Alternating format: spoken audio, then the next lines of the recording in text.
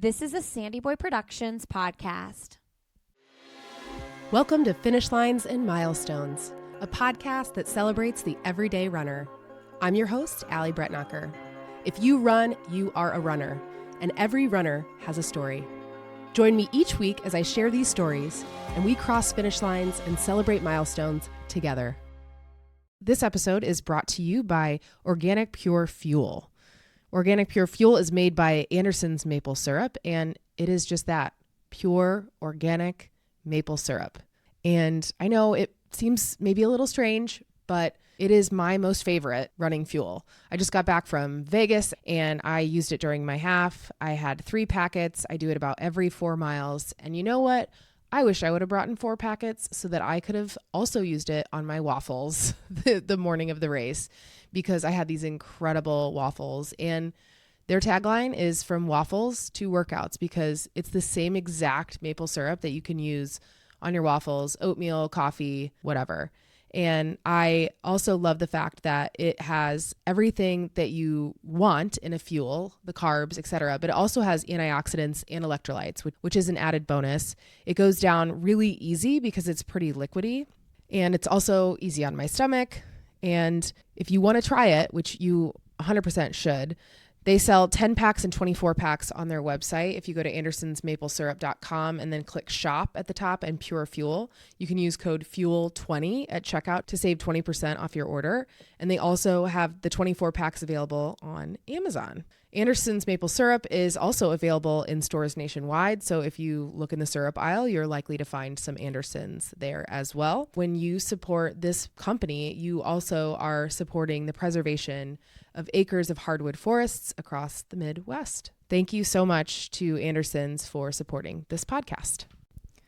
Hello and welcome to episode 100. This is Allie. And I decided it would be brilliant to learn a new podcast editing tool for my 100th episode so that I could have video. So for the 10 of you who might see this video somewhere, here it is. I really want to take this podcast to the next level, but it is really hard work. And so bear with me as I do that. But welcome to the 100th episode. I cannot believe that it's been 100 episodes. It has flown by, because I'm having so much fun. So thank you to everybody who has listened, whether this is your first time, your 100th time. Thank you, Mother. I just can't do it without you. So thank you so much for listening. And I'm so excited because this week I have Lindsey Hein as my guest, and I've been listening to Lindsey's podcast. I'll have another with Lindsey Hein forever. She has almost been doing it for 9 years now. And we were planning a big event the evening before the Indianapolis Indy Mini, which is a half marathon and 5K. Part of the half marathon runs around the Indianapolis Motor Speedway.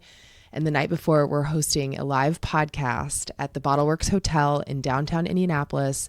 And we've sold over half of the tickets at the time of this recording, which is Thursday, March 20th. And there's only 100 tickets. So if you're listening to this close to when it comes out, just know that you better go get a ticket, because we're going to sell this event out.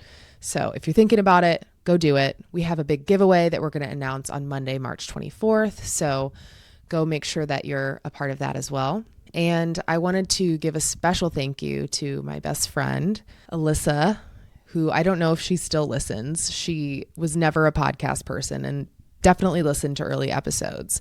But if you're listening to this, Alyssa, I love you so much. She sent me my favorite flowers, tulips, these gorgeous tulips, to celebrate my 100th episode. So thank you so much, friend, for supporting me and cheering me on. And thanks to my mom and dad, who always listen, even my mom, who's not a runner anymore, but used to be, and my husband, who doesn't listen, but makes this possible. So it's been so fun. All right. Now for this week, I had Lindsey Hein. And to me, she's like a celebrity. I can't believe I have the opportunity to be working with Lindsey with Sandy Boy Productions, her podcast network. It's brought a lot of opportunities for me to have sponsors for this podcast. And again, for us to do this really awesome event coming up on May 2nd. And hopefully other events throughout the year and in years to come. Who knows? But I'm really energized and excited by it. And Lindsey has been running since she was 15. So we really go through her whole journey, have a lot of content. She's run 17 marathons. She's a mom of 4 boys. She is from Indiana, but now lives in Raleigh, North Carolina. And at the end of this episode, we play a fun game, the Never Have I Ever runners version. So stick around for that, and stick around for the future of Finish Lines and Milestones. Again, so glad you're here. And if you do enjoy this podcast, please rate, review, share. That's how more people find this show, and apparently through video too. So here you go. I hope you enjoy this episode with the one and only Lindsey Hein. Oh my gosh. Lindsey Hein is on my podcast. Hi. Is this a dream? Am I dreaming? I knew you were going to laugh at that. Yeah, I can't believe that this is episode 100. I never imagined making it this far. And then I was telling you this, but I can't believe that you spoke for Linking Indy Women, this women's organization that I used to run in Indy, on March 21st, 7 years exactly before this episode is coming out on March 21st this year. It's just so weird. And I believe in weird stuff like that. I just feel like that's a little God wink. Yes. And I was like pregnant Yeah. at that event, and just seems like a totally different phase of life, honestly. Yeah. Which kid were you pregnant with then? My fourth. Yep. It was because he's 6, so he'll be 7 this summer. And it was the first time I wrote a speech and learned how to really put together a talk public speaking wise. And so, yeah, that was a really cool experience for me. Yeah. Which is so wild to think about. I was only 2.5 years into my podcast. I was really, truly pretty early days. Yeah, it was. And I feel like for me, though, I had been listening to your podcast from the very beginning. I felt like I can remember the first time. I thought this was the first time that I met you anyway in my head at Indy Women's Expo. You had a booth there, or a little tent. And I remember being so nervous and going up to you and introducing myself. Yes. So I don't think we knew each other before that, because in my mind, and still in my mind, you're this local running celebrity to me. And now you're just this national running celebrity. I know you don't feel that way, but it's literally, it's who haven't you interviewed? I knew who you were before then, because you fundraised for Back on My Feet. Did I? You did something. Yeah, I did something I don't know what in the early days of Back on My Feet. And you did something with Back on My Feet, and so I knew who you were. Because I was very much in Back on My Feet stuff. I was anybody who donated or volunteered or fundraised, I knew your name for sure. And that's how I feel right now about everybody who's registered for our event for the Indy Mini. Yes. I'm sending texts to people who have registered that I know, or messages to be thank you so much. So just know, everybody, if you haven't registered yet, we know that you haven't registered. Yeah. So get it together before there's no tickets. So I'm pretty excited. We've sold 38 tickets in less than 24 hours. And I'm actually worried, because I'm we have 100 for people to get, but then we also have our sponsors to fit in the room. And I'm just okay, it's going to be the best. Yeah. I am definitely not a rule follower. So I am the person that will be we can fit 5 more. Come on and register at the door. Yeah. I think that I might be a frustrating person to work with in that regard, because I do not follow the rules. I'm the exact opposite, which is why I think in some ways we work together well, because I am That's perfect. Rule follower, firstborn, through and through. I am always following the rules. Allie, you beg for forgiveness. You do thing, and then you beg for forgiveness. Gives me anxiety. Because you can at least get away with it once. Yeah. You know what I mean? Yeah, I guess. And runners are usually look, if there's no seats left, sit on the floor. Right. You'll be fine. That is really true. Yeah. So it's going to be a blast. For anybody who doesn't know, it's the night before the Indy Mini on May 2nd. And if you don't know what the Indy Mini is, if you're not local, you got to come in town for it sometime. It runs around the Indianapolis Motor Speedway, which is where the Indy 500 is. And it's just iconic, as I think we've mentioned before. Yeah, it's a rite of passage. If you live in Indy or think you have any kind of association with Indy, you have to have done this race. I got really excited because one of the people who have bought tickets, because we, again, are stocking the list, Diane from New York, she said, "Oh, I'm coming in from New York. I've never done this race." And I started telling her about how cool the entertainment is on course, and then just how cool it is to run on the iconic Indy 500 track. And I'm like, "Oh, I'm really proud of this race. I'm really proud to be from Indianapolis." And like the on-course entertainment, I will say, is very Indiana. And I think there's something really special about it. Like you have old ladies clogging. Oh yeah, they are the best. At one point, the best. You have 12-year-old kids in like punk rock bands on the course. Like it is just, and then of course there's like lots of church bands along the course as well. I just feel like it's really cool. And I don't know that you could sell me on a better half. It's the perfect half. I've done it. This will be my 17th time, which is wild to me. Yeah. It's a lot. Yeah. It's if you're a runner in Indy, and I feel like back in the day, people would be like, if they got into running, they'd be like, "Oh, I don't do the mini. It's too crowded." Oh, right. And I'm like, don't be elitist. Don't be too cool. I don't really try to go fast at the mini because there are a lot of people and we have so many great races in the Indy area that it's just such a fun vibe and experience to be a part of. Yeah, I'd go for the party for sure, over the time. But if you do want to run a fast time, just try to get in the fast corral and you can fly. Good luck. That's right. So I'm sad that you're not going to actually run the mini, but you will be announcing at the 5K. I might. You still might. Don't get my hopes up. I don't know which one it is yet. I'm either going to run the race and document kissing the bricks and all that, the track, or they said they might need me to do 5K announcing. And I said, I will do whatever you need me to do. So I want you to run with Ainsley's Angels with our group. So listen, if you're listening, guys, come to our event. That's what we're saying. It's going to be special and fun. We have amazing goodie bags, and I just think it's going to be a really cool, like tight-knit, intimate group. I agree. And I really want this to be something we can do as a tradition year over year, and perhaps before the Monumental Marathon in November. So totally. It's just really, I'm so energized by it. I know you are too. And I just love texting back and forth and being like, oh my gosh, we're up to this many tickets already. And it's really encouraging, and it's going to be so much fun and the perfect way to kick off that weekend too, I feel like. Yeah. And shout out to Bottleworks, because that is where the event is. And Allie and I will be staying there that weekend. It's just like such a cool spot.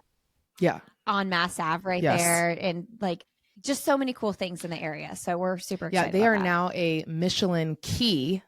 So Michelin Key is to a hotel what a Michelin star is to a restaurant. So they are a Michelin Key hotel. I think that was last year that they got that award, which is so cool. So that just goes to tell you how, like, we're talking top tier here. If you're coming in town, that's where you need to be. So for people who may be like, oh, who is Lindsey Hein? And why is she coming to the mini? And what's going on? Could you just give people a quick rundown of who you are? Yeah. I'm coming to the mini because I love Indy, and I'm from Bloomington, Indiana. And then I went to IU and moved up to Indianapolis, like first job out of college. So I lived in Indy for a very long time, moved to Raleigh, North Carolina in 2021. So I still very much say I'm from Indianapolis.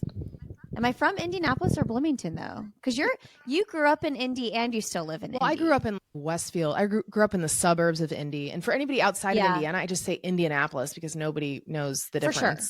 Almost same with Bloomington. Bloomington people will know because of Indiana University, IU. Yeah. I don't think it matters. Indiana. Do people know? I wonder though. Whenever I say that, I'm like, I always just say I'm from Indianapolis. But if I say I'm from Bloomington, Indiana, do people probably know not what that is? I usually say where IU is. But yeah, I am a runner. I've been a runner since I was like 15, and I've run 17 marathons, and I have 4 boys. I launched my running podcast, I'll Have Another, with Lindsey Hein in 2016, and have just been immersed in like the running industry and culture ever since. And what episode? What is it? You're getting close to 600 episodes of I'll Have Another. Yeah, I don't know.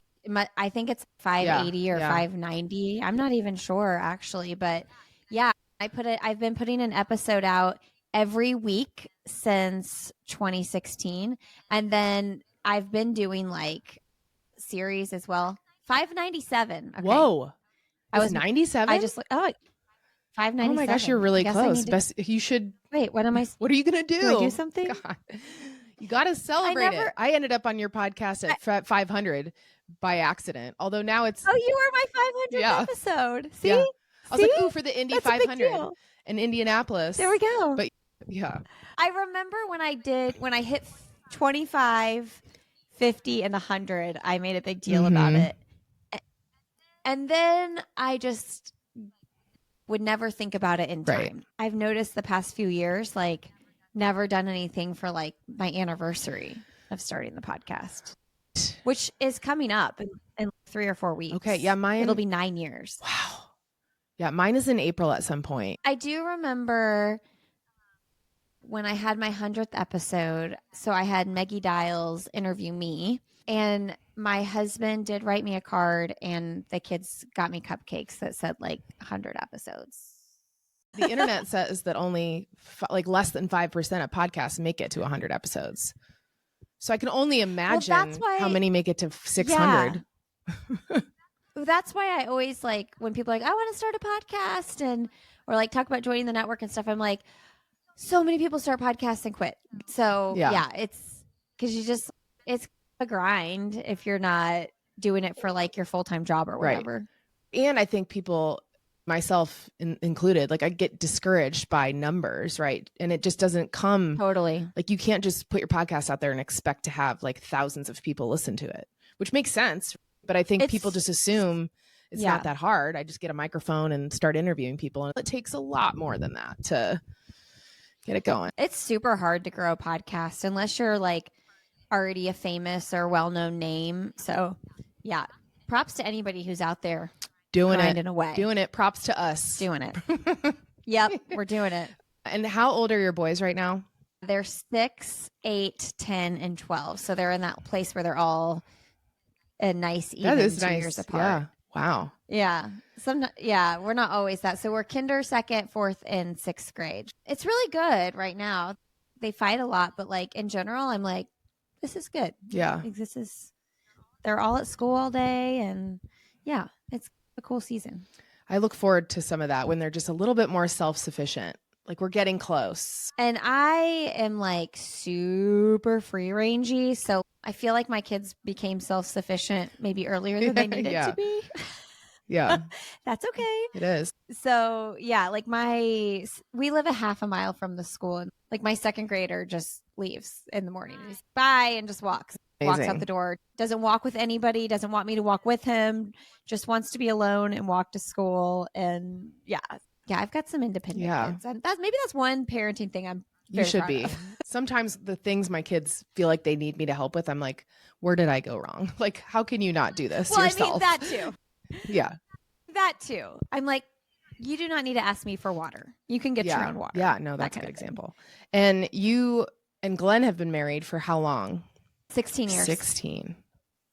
Yeah, I know. Isn't that that crazy? I feel like when you get to 20, you're like, wow. I'm like, there's no other way to say it, but I'm old. Yeah, we're getting there. But I love the story. So I was just listening in preparation for this to an episode of Allie on the Run that you were on. Oh, dude, oh my it gosh, was so long ago, and it was so fun to listen to. So I encourage anybody to go listen to it. It's so good. Episode 37. And now she's on like almost 800. So I think I was on her show twice. It must have been the first time. It was the first time. I started listening to the most recent time you were on, and then she was like, she was on before. I'm like, I'm going to go listen to the really old one because that's going to be fun. I actually remember recording that sitting on the floor in my bedroom in my house in Indianapolis, hiding from my kids. Yeah. And then hearing you talk about, and we might have another kid because you only had 3 boys at the time. Oh my gosh, that's so funny. I actually just interviewed her for my podcast because I'm doing a series on running podcasters. Oh, okay. Yeah. It's recorded, but it's not out yet. Okay, cool. We'll all be interested to hear that episode. It's so crazy talking about now that she's been through her cancer diagnosis. Like all that stuff is really interesting to talk about, which you and I will talk about today at some point too. But yeah, it's just wild to go back in time knowing what you know now.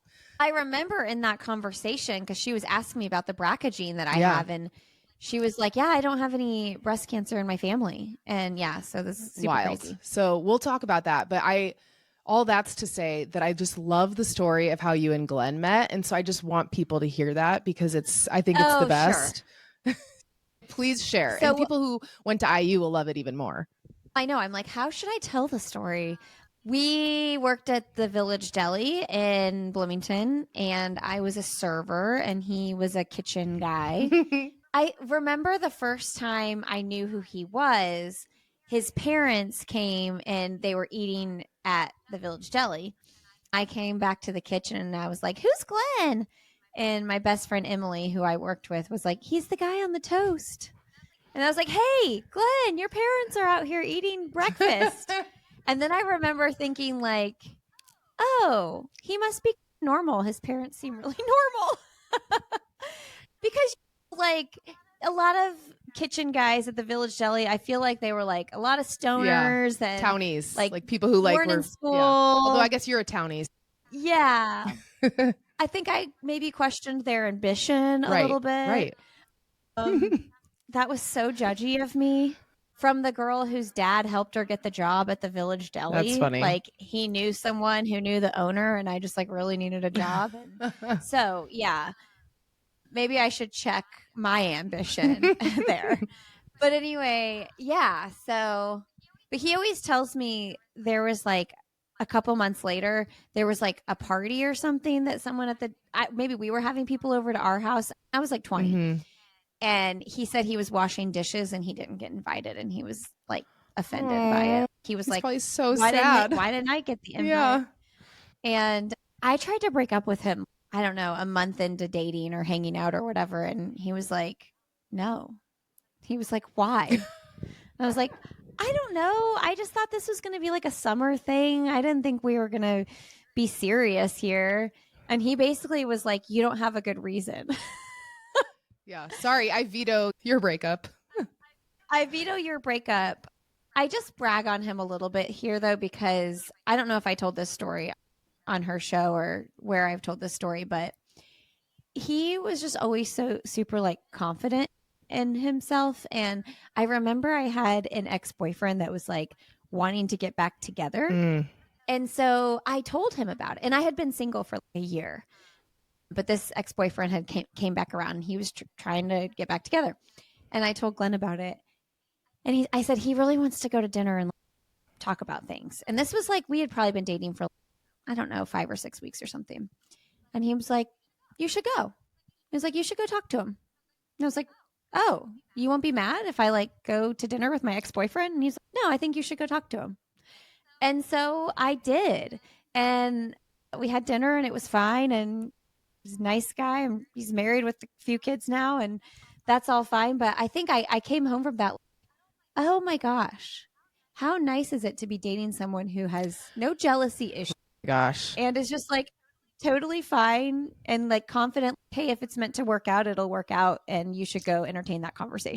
Yeah. And so I think that's what sold me on him. And being like, no, you're not breaking up with me. You're mine. Sorry. I think that's so great. He was like, I think I need some better reasons. That's really funny. And you're like, huh, I guess I don't have any. You're right. I guess we're still together. Yeah. I think that's just so cute. Yeah. And why did you end up going to college where you're from? Why'd you pick IU? Oh, I just didn't have good grades and I didn't have a lot of choices. There you go. And yeah, it was just like, I think if I could have got in or went to a school, I'm sure IU is like so much harder to get into now. I've never got good grades ever. And I don't know that I would have done very well far away from home, honestly. I was still needy with my parents. And you didn't run collegiately. Did you run in you run in high school? Like where did your running kind of kick in? I ran for Bloomington North. Okay. Yeah. My best friend Sarah invited me to join the cross country team my sophomore year of high school. I had done track very casually my freshman year. In middle school, I did every sport. I did diving and gymnastics and track and cheerleading, like anything that was available. I was like, sign me up. Yeah. Yeah. My friend Sarah invited me to join the cross country team and I did. And I cried the night before our first meet. I was so scared. It was an intramural meet too. It was just like our team and I cried. Oh boy. Yeah. Oh. Because I wanted to be on varsity, but I didn't know if I had it in me. And I was just like not in a good headspace. But yeah, so I ran cross country, and then I just ran in college to stay in shape. And then Glenn and I ran our first marathon in 2008, 2 months before we got married. And what year did you graduate from IU? 2006. Okay. Sorry, I cut you off. So fresh out 2 years. No, 2 years out of college. Okay. So that's where I guess it all began.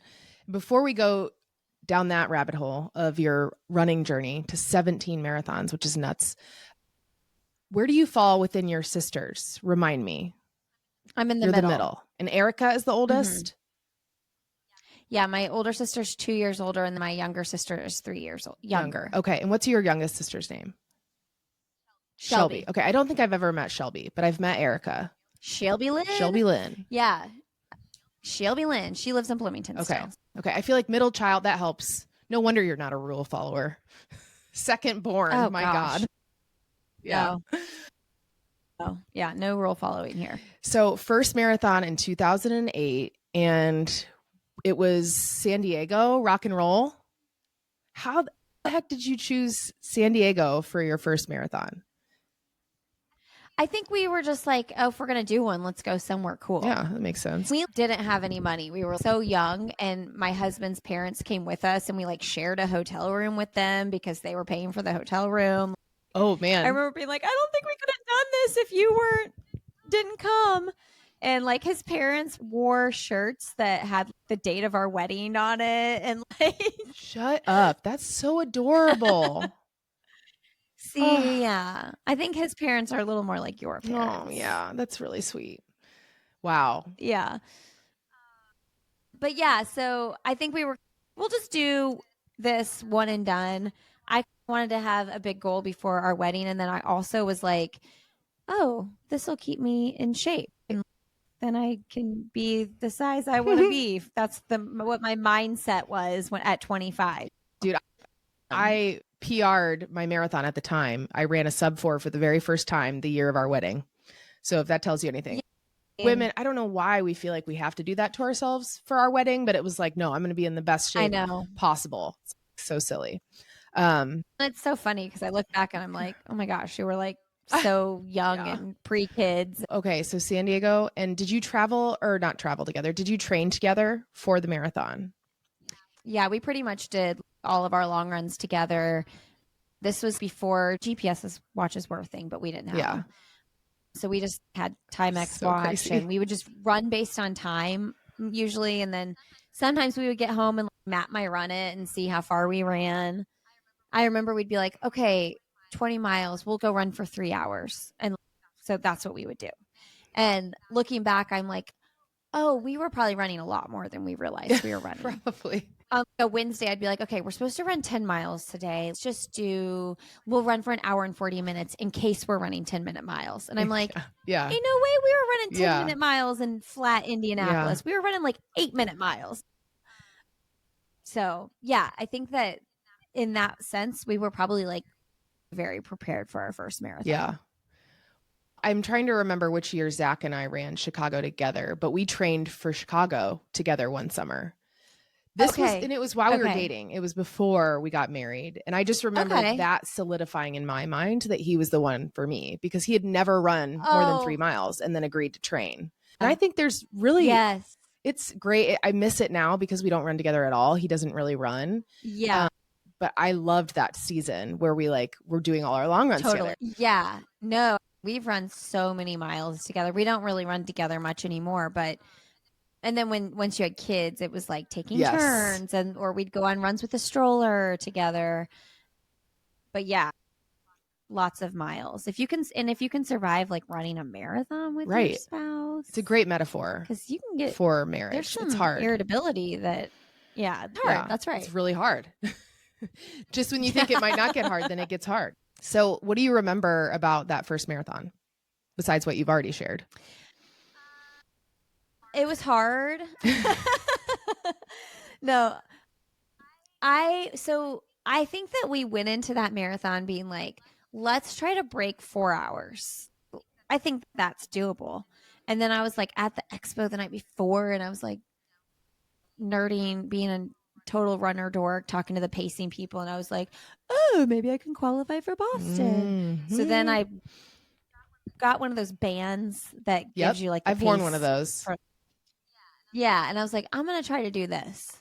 And that at that time it was 3:40, so it was a lot slower than it is now. The women's BQ for 18 to 35 is 3:25, I believe. Yeah. And I think it's 3:25. I feel like that's so much older than that now. No, I think it's 3:25 for my group. I can't remember actually, because then I always take off time mentally for the buffer in my head.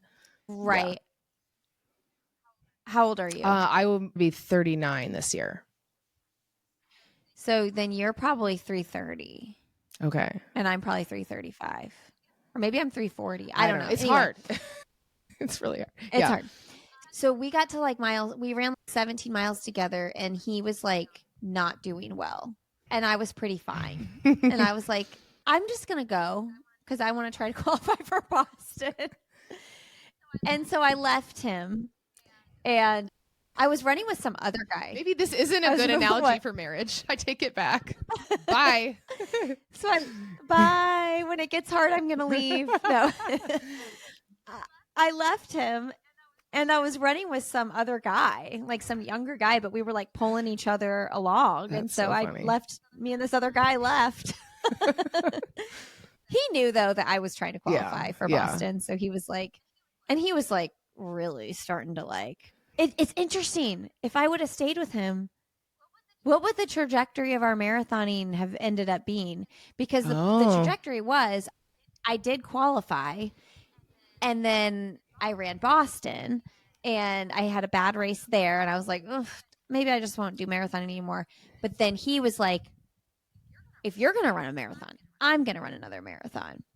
And so then he had another bad race, and he realized he had really low iron. So that was really the problem. Yeah. It was like really a problem. It was very low. And so then we signed up for a couple more, and once he got his iron back, he was like, oh. Now I can kick your ass, Lindsey. Yeah. Yeah, pretty much. And I'm willing to work harder than you.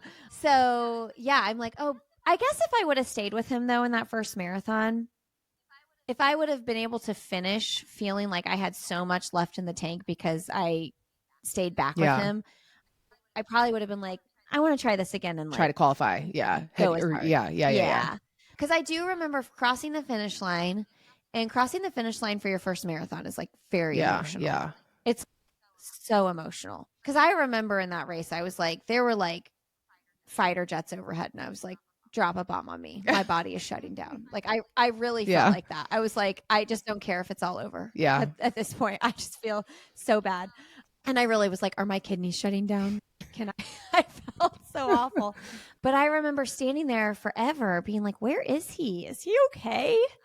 And then he came like, I don't know, 10 or 15 minutes later, and he was fine, but he was not feeling good. Did you have a plan of where to meet after? Because I feel like back then, you'd have a cell phone maybe, but I don't know if you'd run with it because they were not as small. No, I did not have a smartphone.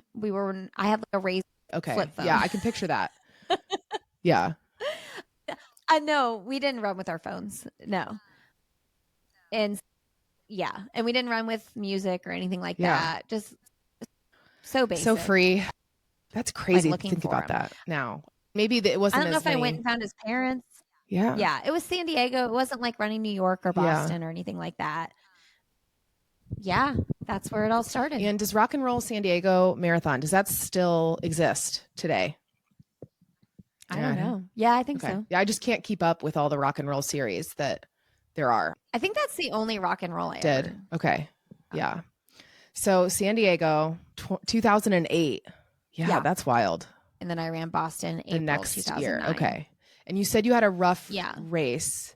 I guess talk about like how you even thought about training at the time, because obviously later you're now a coach, but like how did you train for your first marathons? The first marathon, I think I used like a Runner's World plan or something. Runner's World, I don't know if they still have it, but you would be able to just plug in your goal time and they would like spit out plans for you. That's cool. And we were running like, I think for like our first marathon, like we ran pretty decent high mileage for that. Not super high, but we were doing 10-mile runs midweek. Yeah. And we probably did at least 3 20-milers. Oh, wow. And then, yeah, I was like super burnout though, even though I signed up for Boston. And so I did the run less, run faster plan for Boston, which was only running 3 days a week. But I very much did not do the cross training. Yeah. So if you do run less, run faster, you do need to get your butt on a bike or an elliptical or get in the pool. Yeah. So I just think I wasn't in great shape for it. And then the hills just totally destroyed me. Like I remember my quads hurt so bad at the end of Boston. I was like, and it was very strange experience because this was like before social media times, right? Like I didn't get Instagram till 2012. I didn't know anybody there. I didn't know the scene. It was more like old school runners at that point. But Boston was like, you could sign up, like you qualify. And then when it opens, you just sign up. Like it wasn't like, I got to wait and see if I get in kind of thing. I ran 3:39:52. And I actually think back then you could have run 3:40:59. Like you even had that extra 59 seconds after the cutoff. Yeah. Yeah. It was a very strange experience. I felt like out of place. Like all these people are super experienced runners and I don't know what I'm doing here. But my parents actually came. I was going to ask if did Glenn come too? Glenn came and my parents came and my friend Brooke came. And yeah, so it was not a good experience. And so then I thought I would be done. And then we just kept, I think after that, what we did was we then ran Monumental that fall. Okay. And we were going to do the half. And the night, like at the expo, we were like signing up that day because that's how I operate. And I was like, let's just do the full. Get out of town. Let's just do the full. So we did the full. But we weren't like, we didn't train for it. We were just like, yeah, let's just do it. It'll be fun. Oh my God. And so we ran the full together. Wow. I forgot about that. That must have been. Oh, nine. Yeah. After. Yeah. Yeah. Wow. Yeah. It must have been that. I think it was probably that same year. They're just like, okay. I think we ran like 3:58 or something. We just squeaked under 4 hours. That's amazing. Amazing. Can you imagine trying to do that now without training? Because I cannot. I think I've run for long enough that like I could. It would just not be fun. Yeah. It would be like really miserable. Yeah. That's where my husband, Zach, is getting with the Indy Mini is every year he does it. But I feel like he's training less and less, just thinking, oh, I've done it so many times. Yeah. And then last year he had a horrible race. And at the end, he was just like, yeah, I don't think I'm ever going to do this again. I was like, you're going to do it again. You just need to train like a normal person. Get like a couple 8 just to 10 anything, mile runs. like anything besides just like running 6 miles one time would be great. Yeah. So yeah, I feel like as we get older, it's harder. The first year I ran the mini, I ran 6 miles was my longest long run before my first mini. And that was in 2005, I think. Okay. I was in college. Okay. Yeah. My first half was the Indy Mini and it was in 2007. And I was in college. Oh, okay.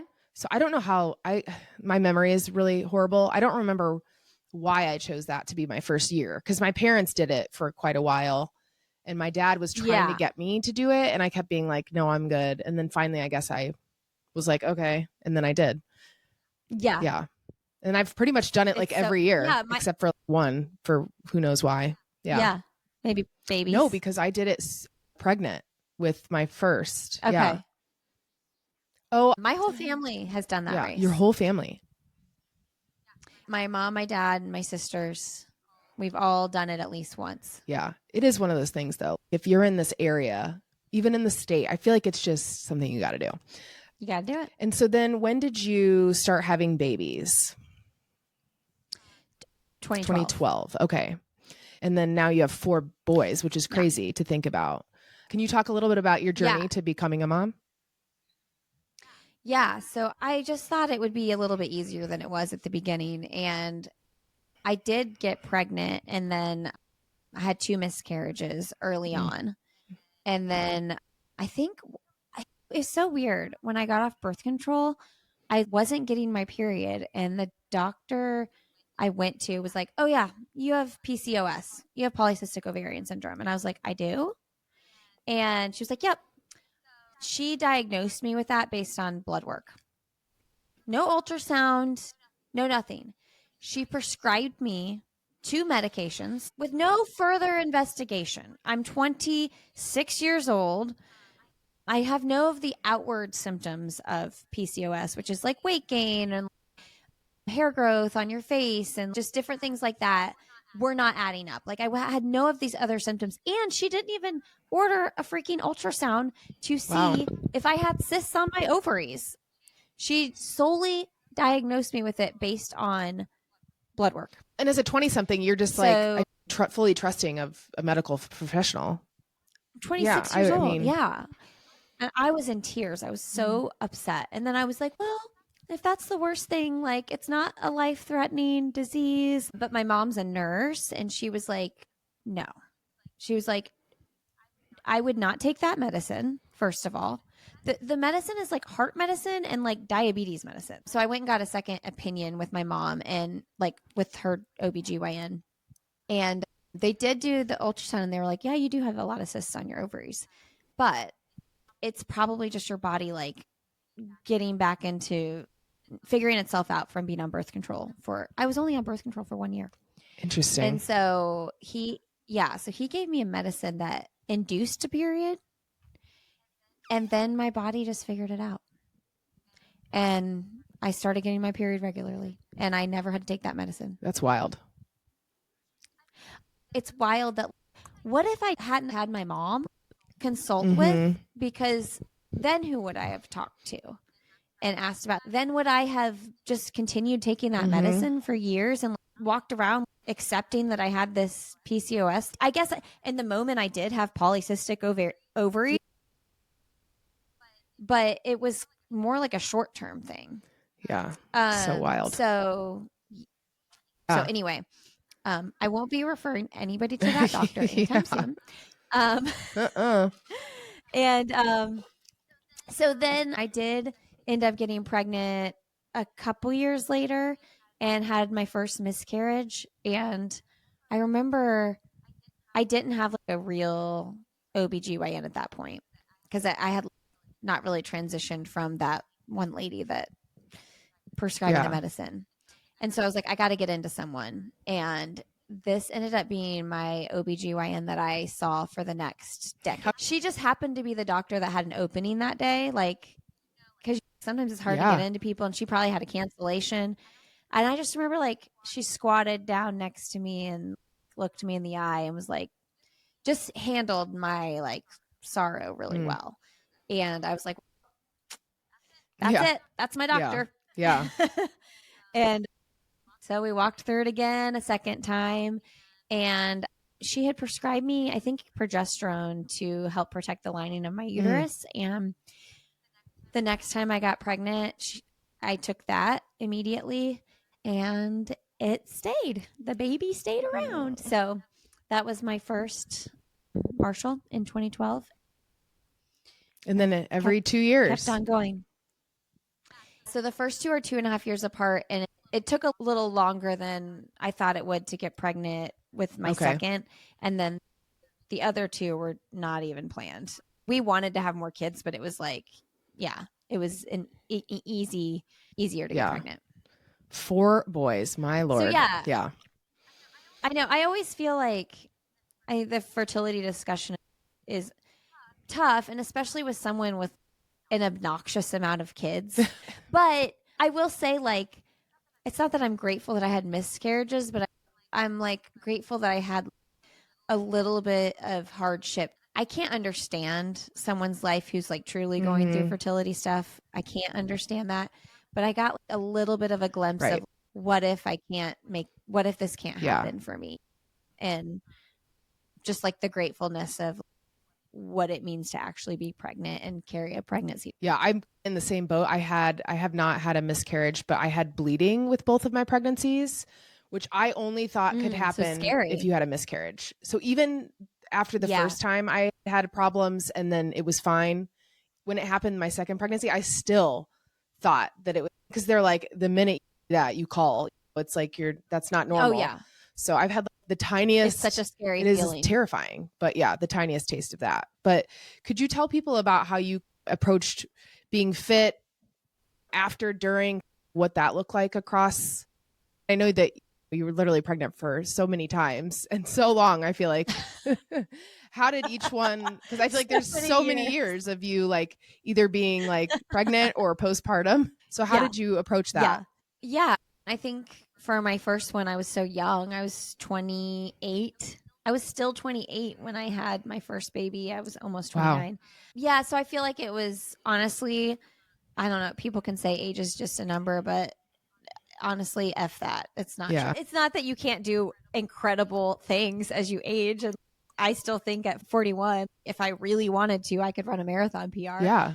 It's just that your body does change. And it's just, like, it just changes. It doesn't mean you can't still do hard things. But yeah, I think that it was just like a little bit easier at 28 than 35. Right. And I just was dead set on running all the way through. And so I ran up until the day before I had Marshall. Wow. I had a scheduled C-section because he was breech. And so I ran the day before. I ran 3 miles. Wow. I really wanted to run the day of, but I would, like, you can't drink or anything. Right. You can't eat because you're having surgery. So you're, yeah. But honestly, like, I could have, now that I think about it, because I'm like, they gave you an IV the second you get in there. Yeah. Like, you're getting fluids. Yeah. I just wanted to do it to say I did, though. I mean, the day before is pretty freaking amazing. Yeah. And yeah.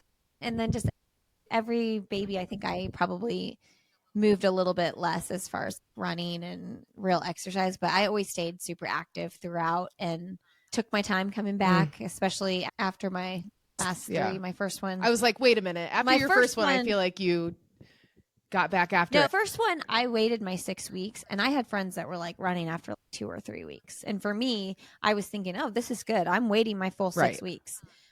But once my 6 weeks was up, I was an unleashed feral animal. Let me run again. Yeah. I ran a marathon 4 months postpartum, and then another one 5 months postpartum, and then another one 9 months postpartum. I ran 3 marathons within a year. No, you did not. My first baby being born. Lindsey. Yes. 3? Like, I just remember hearing you talk about at some point that I knew you did it pretty soon after, but I didn't realize you did 3 within a year.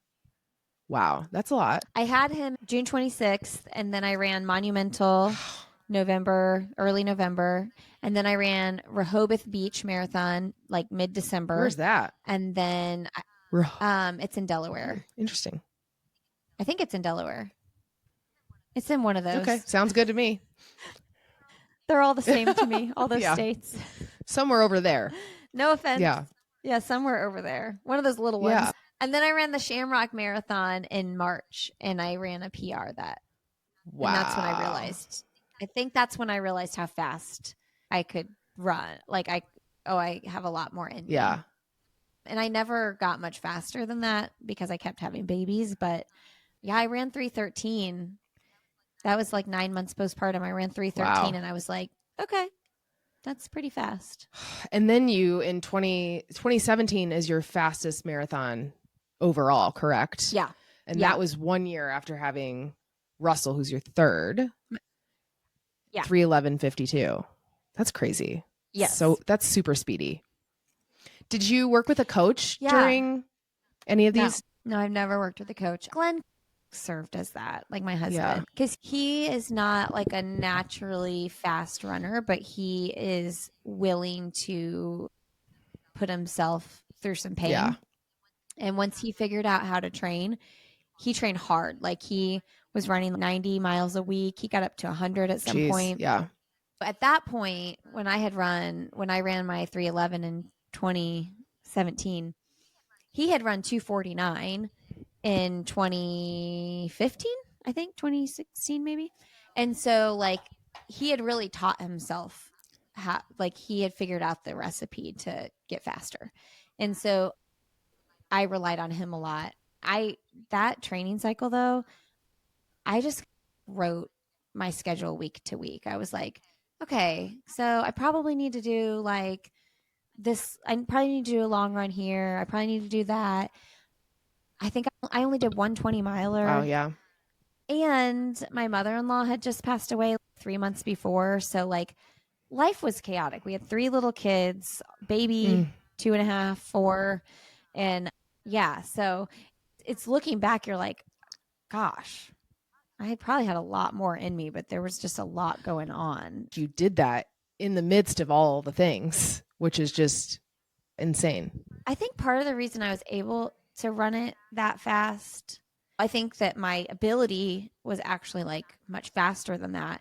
But also I was just like, just tried to let all the pressure go. Like it doesn't matter how fast I run. Like you always say, like nobody cares. Yes. I knew I had a PR in me though. So I would have been pissed if I didn't squeak a little something out of it. But yeah, it was a crazy time of life. It's one of those things where like when things are hard, if you have something else to focus on, it like masks that a little bit. The distraction maybe is it was good. numbing. Maybe it was numbing you out a little bit. And which marathon was that? That was Monumental. I can't remember if you said or not.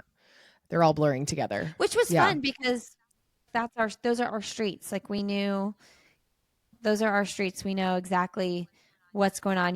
People on the course. I do remember though, this is so funny because I just saw him the other day in Raleigh. My friend Scott Breeden was pacing the 3:10 pace group. And it's so random because he was our friend from running from years ago. I saw him in Raleigh. I saw that actually. He doesn't and I live thought here. that was mind blowing. Like, how does that happen? And how did you even associate, like, how are you here? Like out of context, when you see people, you're like, where am I? I didn't. I was like picking up one of my son's soccer buddies because I was the carpool mom that day. And I was like, why is that dad running like in the middle of the road? Because he was like in the middle of the road. And I was like, I can't pull out until he passes. And then I looked again. I was like, that dad looks really fit. Like he looks like he can run. And then he got closer. And I was like, that looks like Scott Breeden. And then I like turned my head. And as he passed my window, because he was very close to the car at that point, and he turned his head. And I still didn't know if it was him. And I go, Scott Breeden? I just like, said it quietly. As he passed by. Yeah. And then he was like, Lindsey. And so it was him. But yeah, it was like super random. He's only here for a week doing some like board exam. Of all places to be, like you're in the neighborhood I live in, running down the street. Like it was so random. But anyway, back to the story. He was pacing the 3:10 pace group. And I think we had like 2 or 3 miles to go. And they come trotting past us. And I was like, no, my hopes and dreams of breaking 3:10 are going out the window. And I just could not will myself to stay with them. But it was probably a mile and a half to go, really. And I was like, you know what, though? If I just keep moving forward, one foot in front of the other and going as hard as I can at this point, I should still be well under 3:13, which was my PR at the time. Yeah. So wow. Can't be mad about it. No, but still. Can't be mad. It's always hard when you look back and you're like, but could I have just squeezed out a tiny more? And you're like, no. Could I have stayed with them? Probably not. But I think everybody listening has probably experienced when that pace group trots on by. Yeah. And you're like, dang. Although it can be confusing sometimes when you start in different spots, like then the pace group. Yeah. Was I ahead of you? Did I cross the start line? Which is why it's important to line up in the right spot, frankly. Yeah. This episode is also brought to you by Previnex. Previnex offers clinically effective supplements that promote longevity, performance, and everyday health. I'm so lucky to be working with Previnex. I've been taking their products since January. What I loved the most was that their founder, David Block, well, he's local, so I've met him twice, but he said, here, try the product and let's not do anything until after you've tried it for 30 days. Give me your feedback, then we'll talk. And I really liked that approach, first of all, because I feel like there's a lot of shady brands out there in this space. And so I gave it a shot. I tried the Gut and Greens Superfood to replace my other greens brand that I'd been using. The taste is pretty darn good for a green, and I've noticed a difference in my energy. So the reasons you would take a green are 1, for micronutrients and antioxidants, 2, for gut health benefits, so like digestion, regularity, and then anti-aging benefits. So some of that is where the natural energy kicks in. And I've said this before that I feel like I don't crave coffee quite as much. So I still have coffee, but usually it's after my greens, and it's really had me feeling great.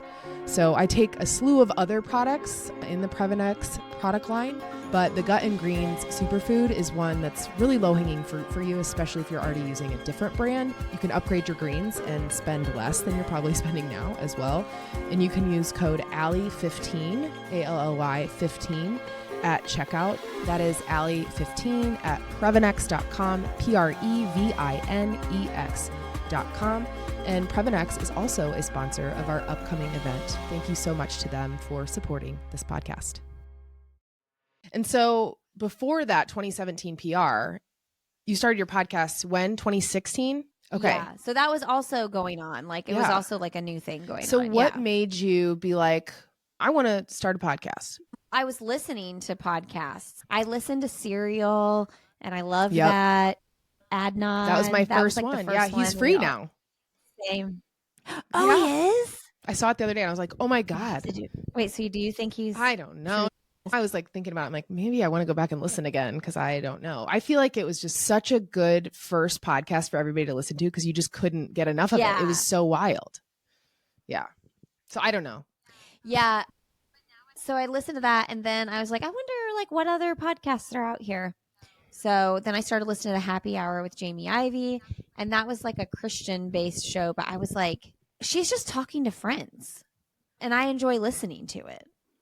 And I was like, I could do that. I could talk to friends and record it. And so I was like, I'll talk to friends about running and motherhood and just like life, pop culture stuff, whatever.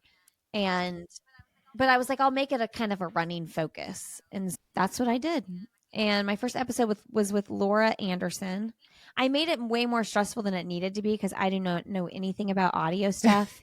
And just like the thought of like, how do I get a microphone? Like everything stressed me out. I think my first 50 or 60 episodes, my microphone wasn't even plugged in. Yeah. And I thought it was.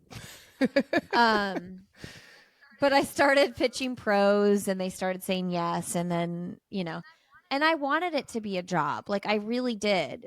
Because I was this like stay-at-home mom, but I wanted to have a job, but I also knew I wanted to be with my kids a lot. And so I always tell people don't start a podcast for the money, but I also was like, but I want to make money. Because I saw that like Jamie Ivey and all those people were like selling ads for their podcasts. And I was like, if I could just grow this a little bit, I could start selling ads because you're in this phase where like, I can't pay for babysitters if I'm like not making any money. I can't justify that. You feel so torn. Yeah. And so a lot of times I would record like in my closet while my kids were napping. I would go to the Y and I would work out. And then the people that ran the place, they were like, they knew me really well.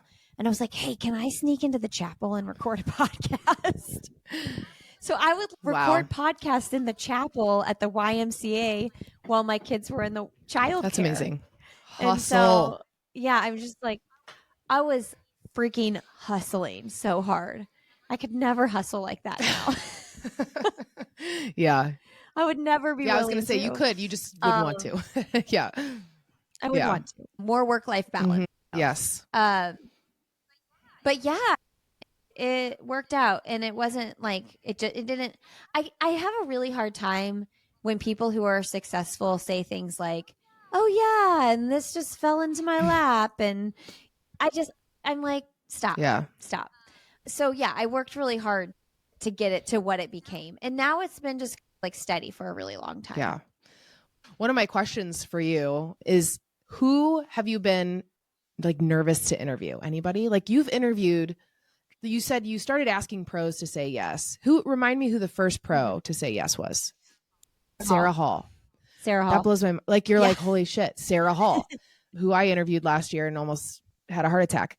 Oh yeah, you got to interview her at Monumental. I blacked out. Were you nervous to interview her? Yeah. Yeah. I was really nervous because I didn't really know what I was doing yet. And her internet wasn't working we had to reschedule. Oh, yeah. So she got on and I was like, this isn't going to work. Like, we're not getting any of this audio. And this was before the days of Riverside. So, because on Riverside, where you record and I record, is really cool because if someone's internet is out, it records locally. So even if you couldn't hear me and I was cutting out to you, Riverside would still be capturing the Right. It's recording, wild. which is really Yeah. cool. So I remember being like super nervous because I was like, what if she ends up not being able to do it? Right.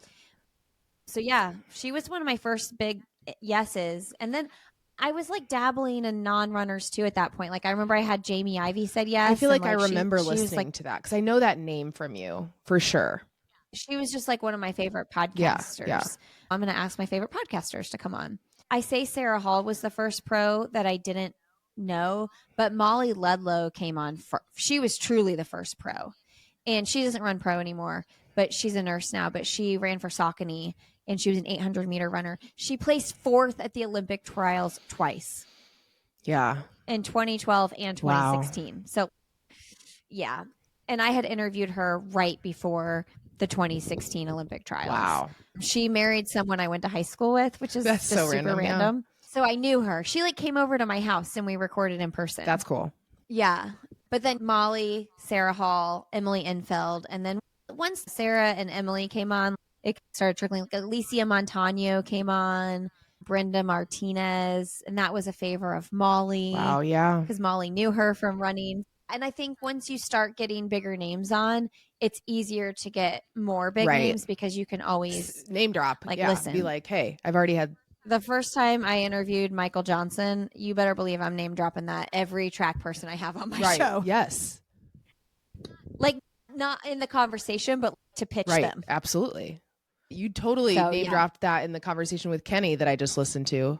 For sure. Because he's like the fastest human being on the planet. So I work with a PR person to book Kenny.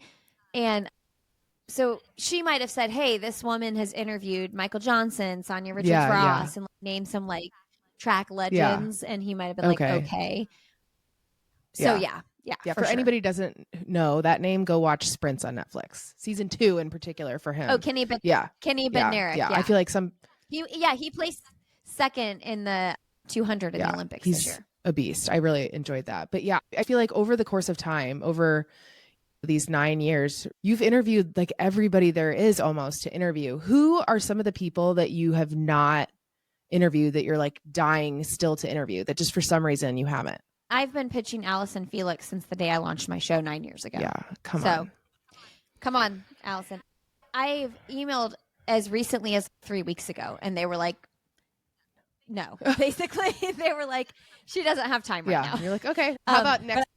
Yeah, just kidding. I think multiple times a year for 9 years, I have tried to get her on my show.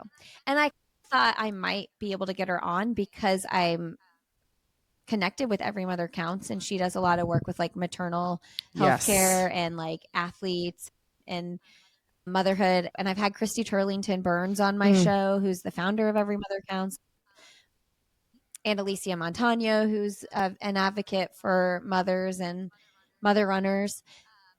But yeah, it's just her. I'd love to have Gabby Thomas on. Oh yeah, that's another one. Ellie St. Pierre. I've never been able to get her on. There's a few people that I don't know why I've just not been able to book them that I've tried. Corey McGee, I've tried a lot. And Cole, what about Cole? Have you gotten Cole yet? Cole Hawker? No, I haven't gotten Cole Hawker. The PR person I'm working with who helped me book Kenny Bednarik and also has me interviewing Grant Fisher. Cool. Yeah. She works with Cole and Gabby Thomas. I reached out to interview Gabby, and I basically she's booked out 6 months, but I have these people. And I was like, cool. Awesome. Sign me up for that. Yeah. Yeah. So that's how I got Kenny and Grant, but I have not heard back about Cole just yet. I'm sure it'll happen eventually just because of the Indy connection, but yeah. And what about like crazy stories of, I know there's been at least one time, I think with Des Linden, that you recorded an interview and like for some reason the technology didn't work. Like those are my worst nightmares. And so like how many times has that happened to you over the course of 9 years? Not very many, probably like 4. Still. That happened to Des and Emily Infeld. And Emily was like, yep, I'll do it. Des was tough because that was after her Boston win. Yeah. And I had begged her agent, Josh Cox. I love you, Josh Cox, because you have helped me get so many interviews over the years. But I basically was like, please, I'm so embarrassed. And he always puts the ask to the athletes. And is such a good advocate and helps with the media and everything. He's really great to work with. But she said yes, so she re-recorded with me. But it was an unfortunate timing because it was like right when she was on the Today Show. She met Taylor Swift, and I had interviewed her before, but I was like, I got to get this post Boston interview. So that was like, after she won. I get nervous for that to happen when I'm interviewing a big name that was really hard to book. I remember Sonia Richards-Ross, like something was messed up with her internet or something. And I was like, shoot, because when am I going to get the opportunity to like re-record this? Yeah. Those kinds of things for sure. Yeah. So I loved how recently you shared like random fun facts really from your whole running journey, because there is so much there. You've been doing it for a long time. I remember seeing you in New York in 2019. And that was incredible. But then I saw that you've done New York twice. So which years have you done the New York City Marathon? I did it in 2019 and 2022. Okay. That was the last marathon. Okay. It was in 22. Okay. Yeah. I guess it was 2.5 years ago. That was my last gosh, marathon. Lindsey. Gotta get one. Come to Marine Corps this year. That's what I'm trying to do.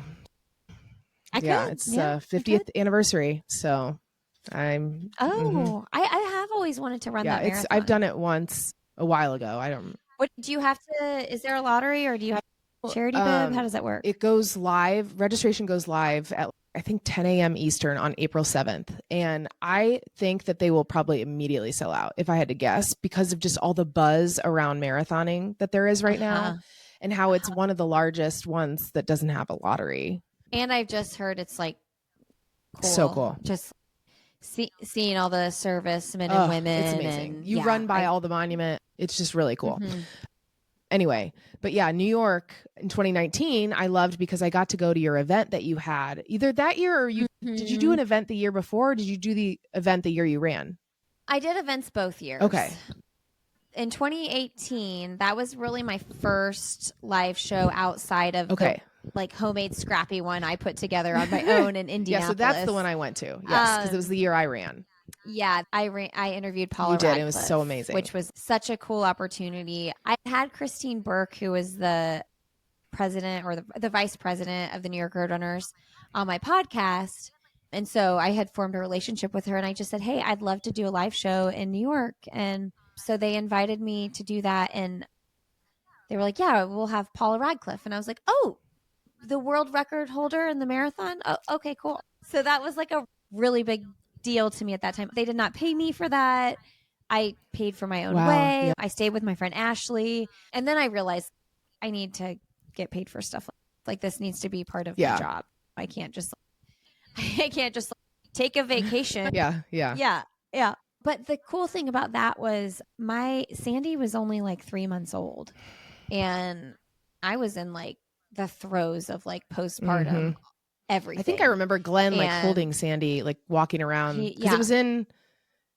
It wasn't a running store. It was New York Roadrunners, but they had set up set up a pop-up shop there too, so it felt like a store. Yeah. That was really one of the first times where I experienced people being like, hey, I listened to your podcast. Like random people, and like me. That felt really cool. Like that. Yeah. But I knew you. But I remember being like, oh my gosh. I don't know. It felt special. Like I was like, oh, because you put out this podcast, and we've talked about this. Like you see the numbers, but you don't really know. You don't really picture them as like human beings. That's okay. All over the country. Yeah. And so like real that was people. A cool experience. Yeah. Yeah. In 2019, I interviewed Kellen Taylor, Sarah Hall, and Roberta Groner at the weekend of that race. And then I went to the Every Mother Counts office and interviewed Christy Turlington Burns. And then I ran the marathon. Yeah. So it was a cool weekend. That is really cool. And that was the weather that year was pretty good, I think, because I spectated. Yeah. I think it was a little hot at the end, but it was like fine. Yeah. So I also loved the 2010, this random race that you ran that you said had like hundreds of people. Do you remember which one? Oh, yes. The Piney Point Marathon. No, there's a different one. The Lower Potomac River Marathon as well. Oh, yeah. That's the same name. Okay. Yeah. I don't know why I call it Piney Point. I think that's the city. Okay. Lower Potomac River Marathon. Yeah, that was a PR at the That's so time. cool. We were like just looking for, it was just the time of year we were looking for a Okay. race. And then we were like, my sister lived in DC at the time. So we were like, oh, we can go visit her. And so I think that we visited her in that. Anyway, and also again had no money. So we drove and like literally drove home same day. Both ran a marathon, finished the marathon and drove home because we can't pay for another hotel night or miss work the next day. Wow. Oh, to be young. Drove home 12 hours. That's insane. And I know. Can you imagine even considering that now? I would get on an airplane and fly home an hour. That's I'm not going to get in the car for 12 hours. 12 hours. Did he drive or did you drive or did you switch? No. Oh, yeah. Drove. Oh, my No, gosh. he drove. Yeah. He does. I don't drive. I'm a passenger. Yeah. Princess. Lucky. Yeah. Actually, I'd rather drive because being the passenger princess with kids means that you're the slave to all the kids and you're just reaching backwards constantly. Yeah. Totally. You're the waitress. Yep. I don't drive ever when we do road trips. Like ever. Not for one segment. But yeah, that race was tiny. It was like 150 people and I got third place. That's so great. Is that the only time you've been on the podium? Or have you done that before? Yes. I've placed in like little 5Ks, which is still stuff, amazing. Most people who listen to this probably, and me, like I'm like, I've never been on the podium for anything. I think that probably one of my fastest, best races, I think I got second place, was the Firecracker 6. Yeah. It was the summer of 2013. I had just run the 313 marathon and I was training for a half Ironman. I was like, I'll just jump into this Firecracker 6 and see how fast I can run. Because I was still doing like fast stuff. And I think my pace was like 6:25 for 6 miles. And I got second place. Wow. I'm still sad I didn't break the tape because that would have been a first and last. Right. You're like, the one time I can break the tape. Yeah. I maybe could have. Yeah. But yeah, that's probably my fastest like race I've ever really done. And so for the marathon one, you won $100 too. So, and you didn't want to splurge on a hotel. No. I won $100 and I had run without a watch and I ran with some random guy pretty much the whole race.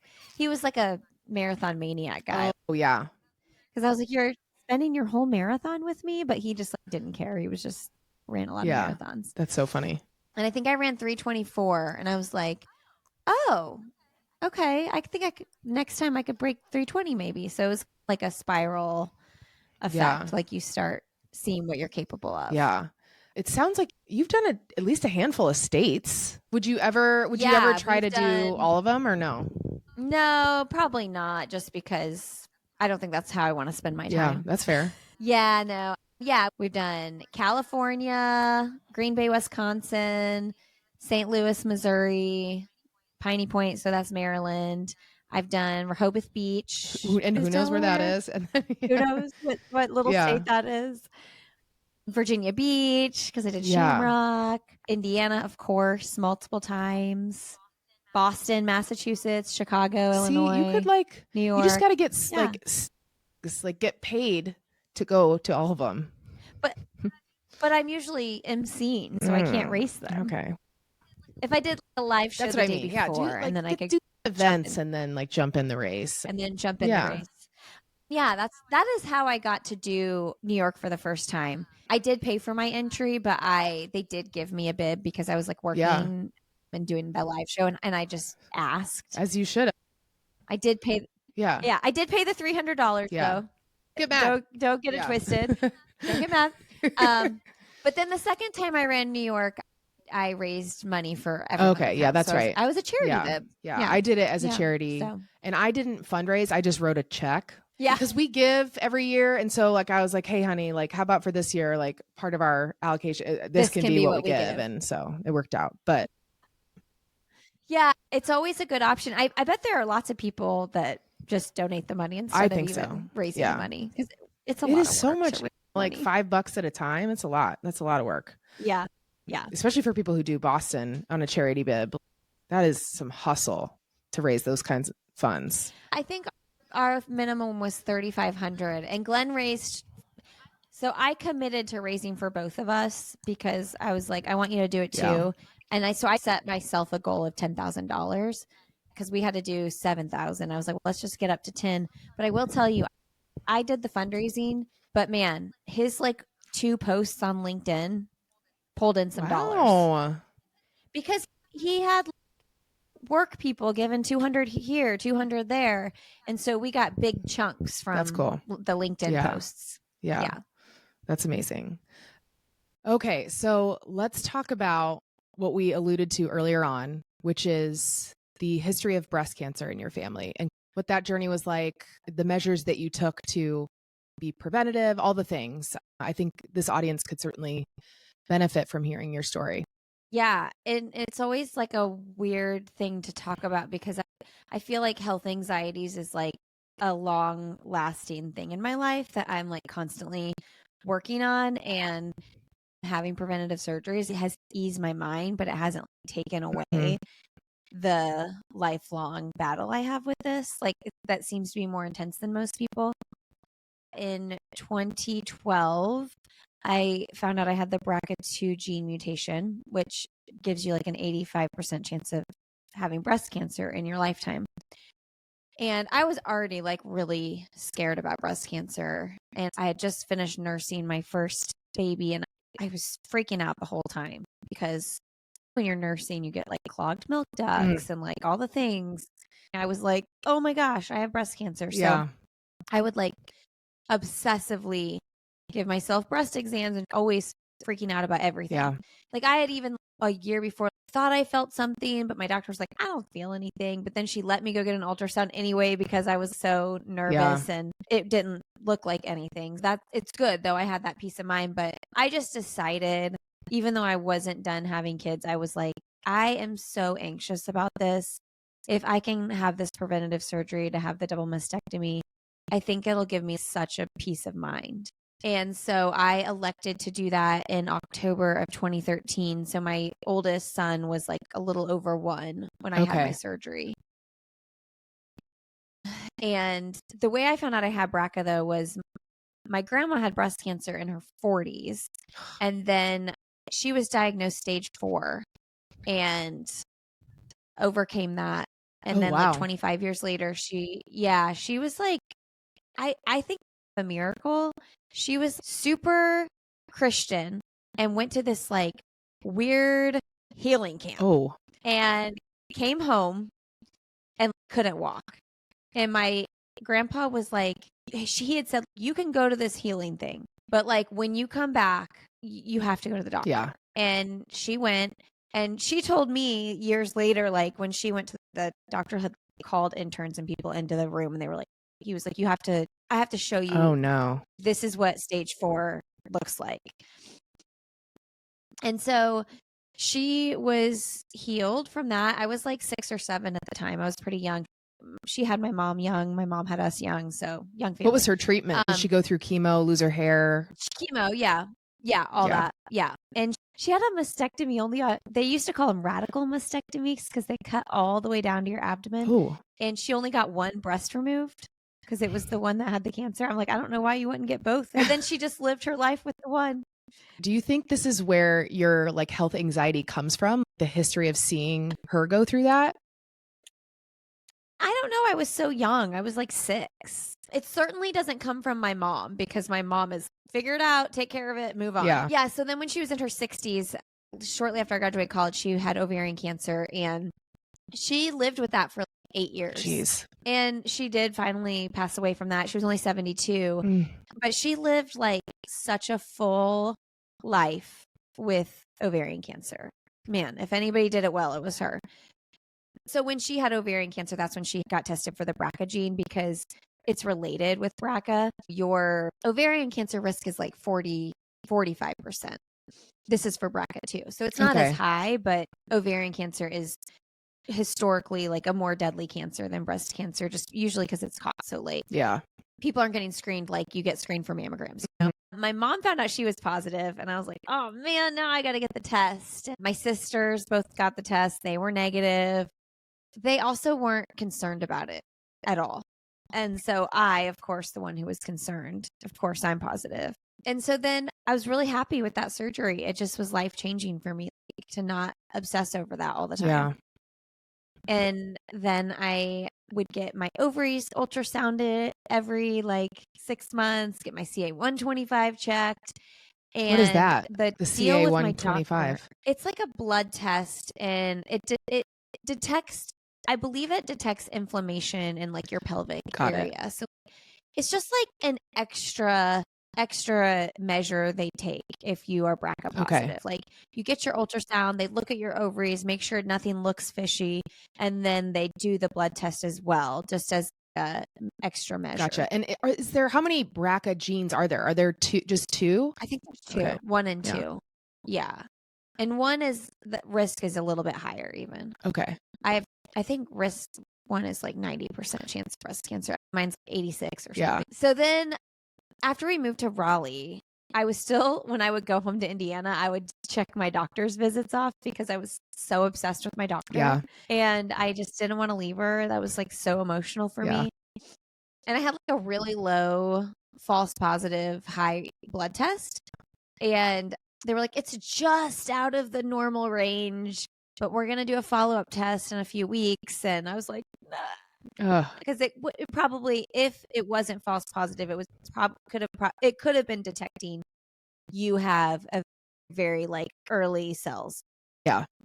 And so she finally called me back, and the doctor a couple days later when she was back in the office, and she said, I was freaking out, and she said, I said, so you can't tell me I don't have cancer? She was like, I can't tell you that, but I don't think you do, but I can't tell you that. And she said, can you go get that blood test tomorrow? Can we just go instead of waiting 2 weeks? Yeah. And so I drove up from Bloomington to Indy and got the blood test, and it was back down to normal. I like obsessively called their office like 4 days in a row waiting. And finally the lady was like, okay, she's not back in the office, but I can tell you it's normal. And I was like, okay, that's all I need to know. Please stop calling. Yeah. But so the thing about that too is I had run 17 miles the day before I got my blood test. And so it's likely I had some like gut inflammation, something going on that like my body was responding to that stress or something. Yeah. And when I told the doctor that, she was like, oh yeah, that definitely could have raised it. Needless to say though, that was like, I was miserable for 2 weeks. I was just like anxious and freaking out. And I was like, I'm done. Like I'm done doing this. Yeah. And I I just turned 39, and I told my doctor, I was like, I was planning to run the New York City Marathon this fall. I know that everything looks good now. If you were me, do you think it's fine to wait a little bit? And she was like, yeah, go run the marathon, go do it. And so in the meantime, I decided to find a doctor here and consult with them. And they were like, if you're done having kids and you're about to turn 40, I would do it. And now you're talking about a hysterectomy, correct? Yeah. Sorry. And because there's multiple schools of thoughts there with the hysterectomy, because you're not, so really I needed to get an oophorectomy. I've never heard of that. Which was getting my ovaries removed. It's getting your ovaries removed, because my risk for uterine cancer or cervical cancer is just normal. It's like what anybody else's risk would be. But my risk for ovarian cancer is high. So I really only had to get the ovaries out, which is less intense surgery. It's laparoscopic. But I was like, the ovaries are what cause your hormones to change. Losing your ovaries, you're going into surgical menopause. So getting rid of the uterus doesn't put you into menopause. But I'm like, get it out. Like, I don't need it. If I don't need it, take it out. Yeah. Because I don't need to have that in my body anymore. Yeah. So I ended up getting a full hysterectomy and oophorectomy. So I got rid of, take the fallopian tubes out, all that. And so now I take 2 milligrams of estrogen every day, because the big thing beyond the menopause symptoms you feel like externally, like hot flashes and a little bit of tiredness and weight gain, things like that, you lose your bone density and your heart isn't as protected. So I take this supplemental estrogen to protect my bones and my heart. Gotcha. And not experience those outward symptoms as well. It's been really good though. Like I was really scared and just like sad about it way more than the mastectomy. I was scared for the mastectomy surgery, but I was really scared about this because I felt like it was like, oh, that you're really changing. Right. Now. It feels like a lot more intense. Not that a mastectomy like isn't, but it's like inside with all your other stuff and the emotions all tied to that. Yeah. Yeah. This is it. You're done. There's no more like, uh-oh, what if I'm pregnant days? Yeah. There's no more any of that. And it just felt really final. Yeah. But I don't feel any different, honestly. I really don't. I do get sad sometimes. Like, if I see a family of 5, I'm like, what if that could have been us? What if we could have had 5? I can't even imagine. Yeah. I know, but like, it's just seeing I understand. that. And I would have had a 5th kid. My health anxieties really kept me from that, though. I was like, I can't do this. I can't emotionally handle postpartum again. Yeah. So yeah, that's like the story in a nutshell with me taking all of my female parts out of my body. And what did you do for your boobs? Did you get like reconstructive surgery? Yeah. Okay. And like implants, so or how does that work? Yeah. Yeah. I have implants. I had everything removed, and then I kept my nipples though. And then I had, because you can choose to do that even if you have breast cancer, depending on where it is, you can choose to do that. Some people it's too close, or maybe it's too aggressive, and the doctors recommend not doing that. Yeah. Because some people just have a lumpectomy. So I chose to keep my nipples. And that was a big talking point with me and my mom. My mom convinced me to, because she had gone through it. Yeah.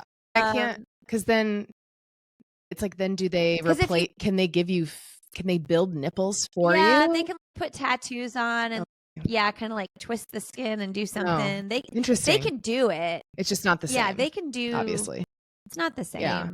Or you could choose to just have your implants and just have it just your skin without that.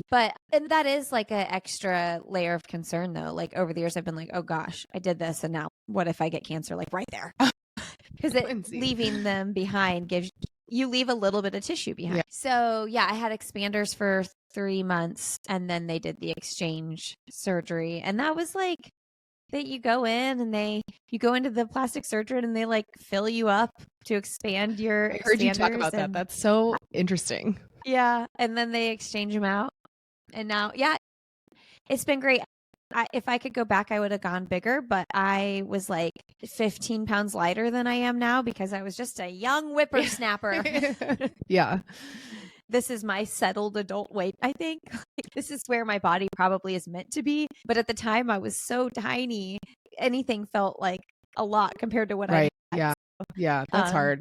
Yeah, I'd go if I could get them swapped out, but I'm not going to put myself through surgery just for that. Yeah. Eventually, I'll have to get them swapped out anyway, so I'll go up a little bit when I do that in 5 years. Yeah, I know. I don't know if you know this, but I have implants, and do?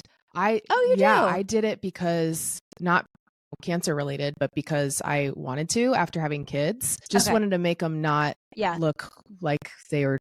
Because they suck the life out. Yeah, and I didn't even get the life sucked out of them. I didn't even breastfeed either, but I just had anyway. Like we could. Yeah, but if you pumped, yes, I pumped, and it was just. I was like, I really would like to like them again. That would be nice. To not be deflated. Yeah, so I did that, and then good for you. Because I wanted to, and my best friend did as well. I call her my breast friend now to be funny. Listen, any woman that has had babies that doesn't look like they had babies in those boobs has had it done. Right. And when I was like open to talking about it, I found a ton of other people that I had no idea. Oh yeah. And you're like, many. Oh yeah, I didn't know it was so normal. And I just hate that there's a stigma, because it's if you are able to change it and you want to change it, you can. Yeah. Whatever. For sure. Anyway, but my health anxiety, I can relate to you. I'm a hypochondriac. If I have a headache, I'm like, great, I have a brain tumor. That's why I don't understand how you interview all these people with all these scary sicknesses. I have stayed away from that over the years. I don't do well talking about it. And so I really stay away from those stories sometimes just because it's selfishly not good for my brain. Yeah. I just feel like that. I don't know why it doesn't bother me so much. I think part of it's the educational stuff. Like if I can learn and have more information about what to look for and how things happen, like maybe that's helpful to me. But yeah, I don't know. I feel like I'll always have that kind of anxiety. Sometimes like less is more though. I think that's why I don't, sometimes I don't like, especially with the BRCA stuff, how I haven't made it like, I talk about it, but I don't like, some people like it's all over all their stuff and like they talk about it all the time. Yeah. And I do talk about it, but I don't want that to be like a defining thing Sure. Yes. about me. Yeah. And I don't want to think about it all the time. And I think knowledge is power, but sometimes less can be more. Like sometimes it's okay to just like, not keep searching and investigating. I don't know. You want to be smart, but also I don't want to obsess. Is what I'm saying. I think I'm just so lucky. I love my doctor that I have here. And I just feel like that gives me such a peace of mind. Like I have my annual physicals and all the things that I'm supposed to do. And I trust them. And if anything's weird, then I go and they'll test me. And she's like the same where she's, if it makes you feel better, you can do this. And I sometimes will be like, okay, let's do that. And sometimes I'll be like, I'll just wait. If it comes back, then I'll do it. Yeah, totally. Yeah, for sure. Yeah. So, well, thank you for sharing all of that. I feel like sadly a lot of women can relate, and probably even men listening too, who have a partner or a spouse that's gone through a scare or who has gone through cancer. It's interesting too to talk about to your kids, because like when I had my surgery, like they were all old enough to know, like the first time it was like I just had one kid that was like 1.5. Yeah. The second time, like when I had my hysterectomy, I guess it was almost 2 years ago now.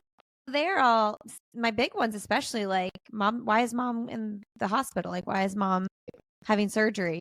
So, and they'll all have to get tested for it. Eventually. Yeah. I know with my surgery, it was not a crazy recovery, but I can't pick you up for a little while, the deal. And it was, thankfully they were young enough to where it wasn't like they were 16. Because that's another thing, especially being a mom of girls in particular. It's like you don't want them to have this unhealthy relationship with their body and think that they have to go pay and fix it. And it's like that they need to do. You don't have to do that. But if you're able to and you want to, okay. So at least I feel like I can come from a place of positivity if they ever ask. Totally. You know how to explain that. I remember when I was in college and my mom got breast implants. This was before she knew she had BRCA, and she was like 38 or 39. She was so young because they had us so young. And we were like at the beach, and I looked at her and I was like, "Did you get a new bra?" And she was like, "No." And I was like, "Did you get fake boobs?" And she was like, "Yes." So then she found out she had BRCA like 10 years later and had to like, it actually made her surgery. She didn't have to do expanders though, because she already was stretched from having implants, that she just swapped out, got all the tissue removed, took those implants out, swapped the new ones in. That's wild. But even my mom did that 25 years ago. Wild.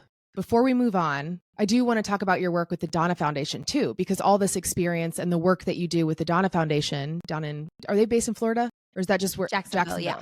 So tell us about the Donna Foundation and the work that you do there and what that means to you after having this experience. Yeah. So the Donna Foundation is an organization that helps people who are walking through a breast cancer diagnosis. They have a care line, so they help people who are like in crisis and don't know what to do. And then they also help with financial assistance for medical bills, transportation, things like that. It's a really special community. The founder is a 3-time breast cancer survivor. And she's now actually the mayor of Jacksonville. She's the first female mayor of Jacksonville, which is the largest city in Florida. Yeah, she's so badass and just such a genuine, really special human being.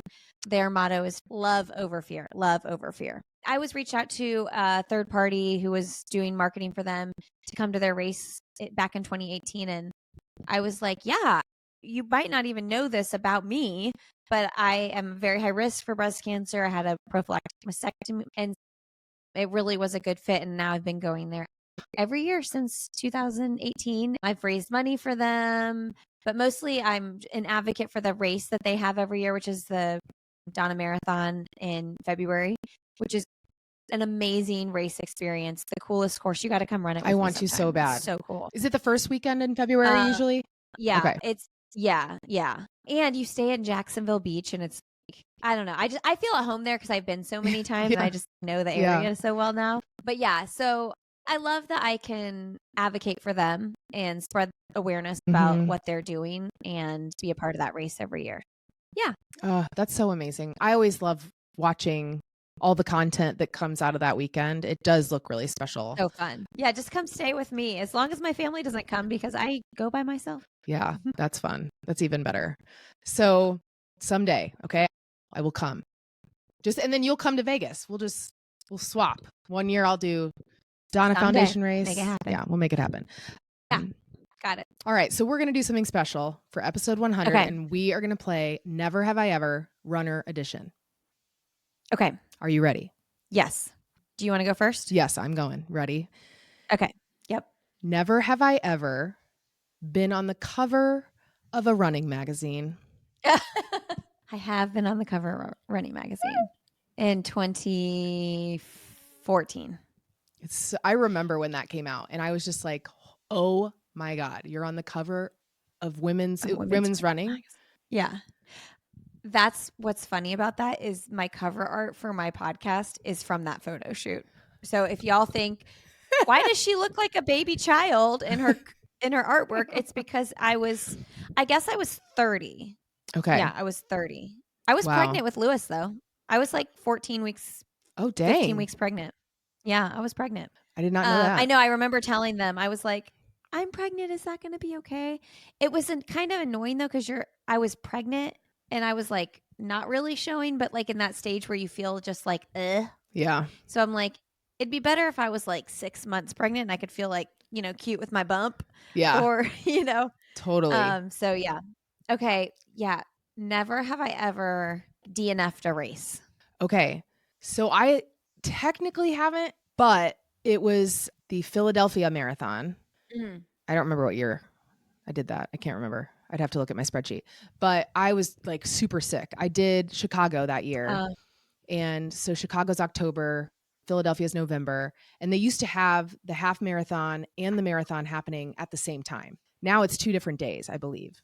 So I like got up, got ready, went to the start line with all my girls, my friends that I was with. And I was like, I felt awful. And I was like, well, I'll just push through it. And they like have it where kind of like the Carmel Marathon where you can choose to, you're stopping, going one way to stop, going the other way to do 26.2. Like, I just remember I was so sick that I got so cold that I picked up a dirty shirt from the side of the road and put it on. Oh, I was like so miserable. It was awful. And so, yeah. And the chicken broth at the finish line, like saved my life. I'm pretty sure. Wait, so you finished the race? I finished the half. I did the half. Oh, the half. Not the full. Okay. So I like technically like I DNF'd my full marathon. But like you knew at the start line you were going to do the half.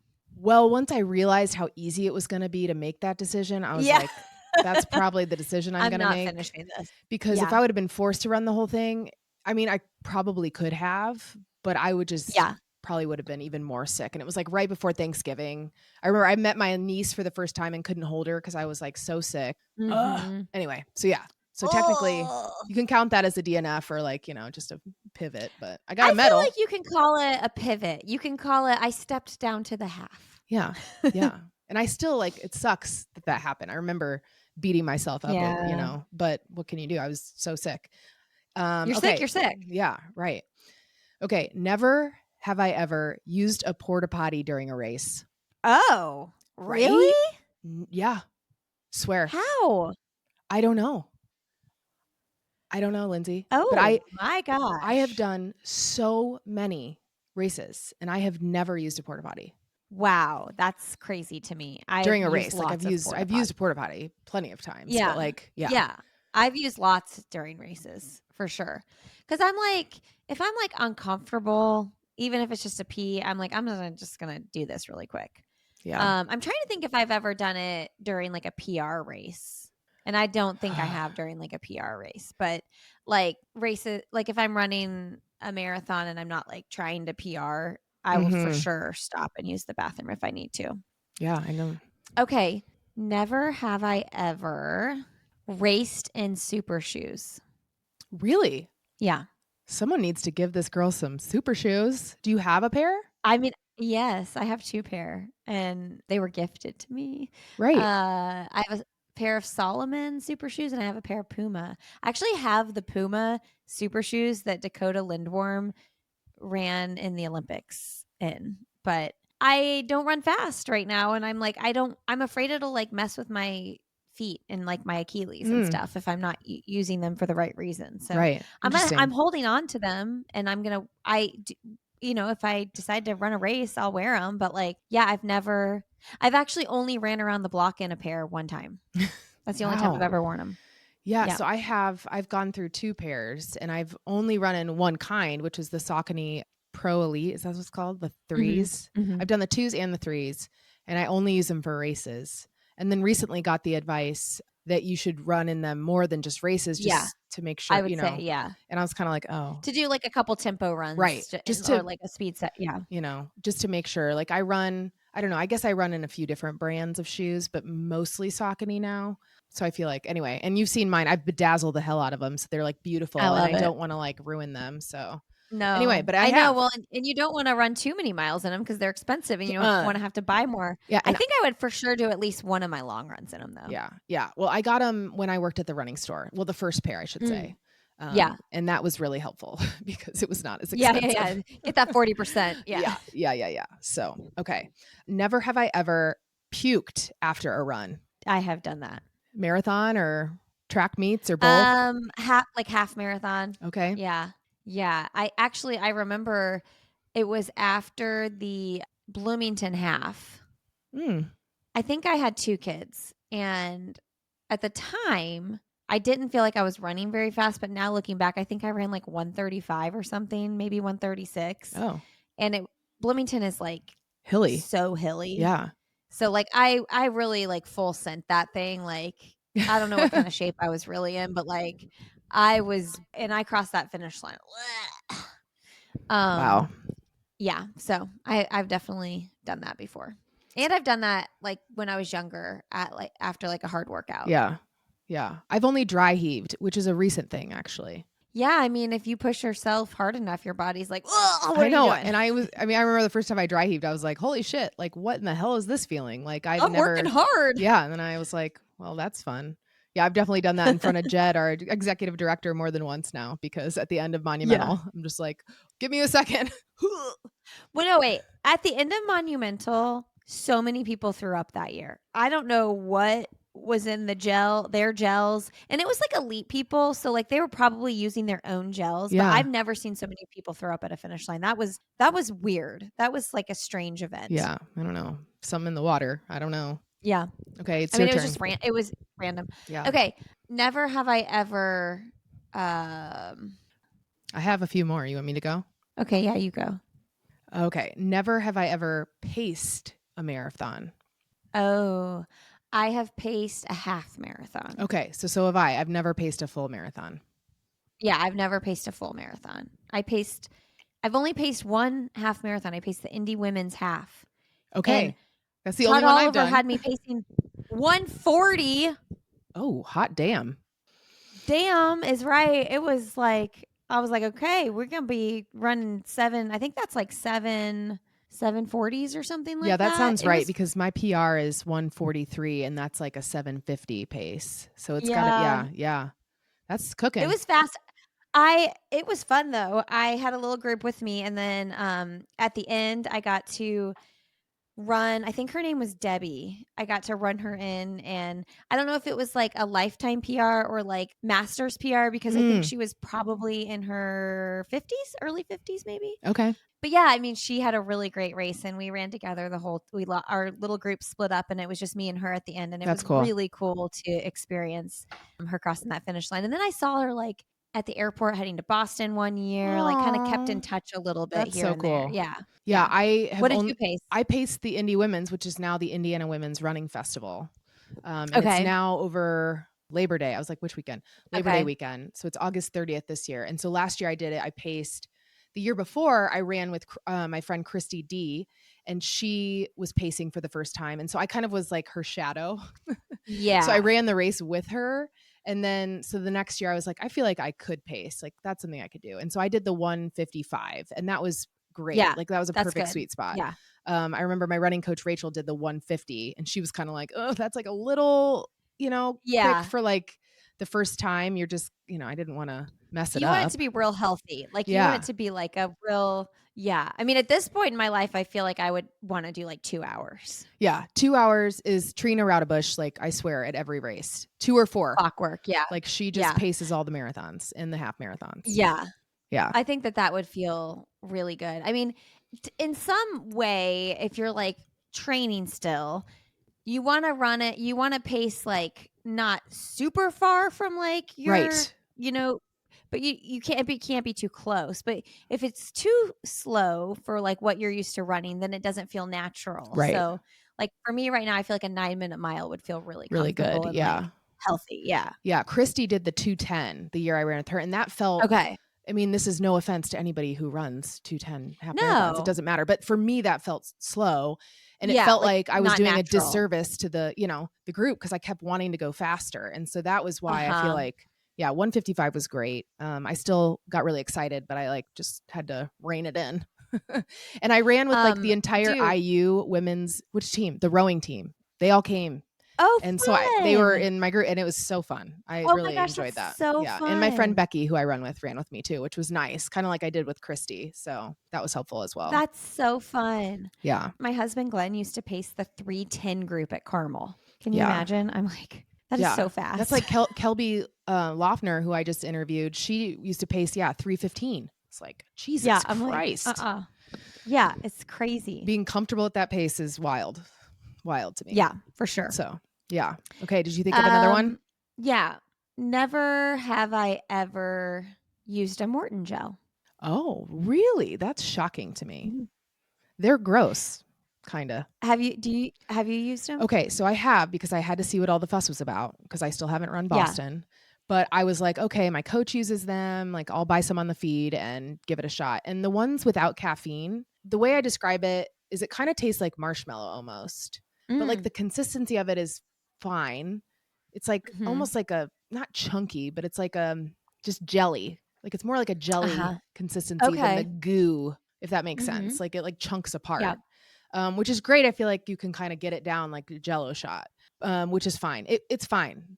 Not my favorite thing. But the caffeine ones, I can't. They taste really gross to me. I don't know what it is, but it has like this chemically flavor to me. Yeah. So I was just like, well, for the price, if I don't love them, like I'm going to stick with my maple syrup. Thank you very much. Heck yeah.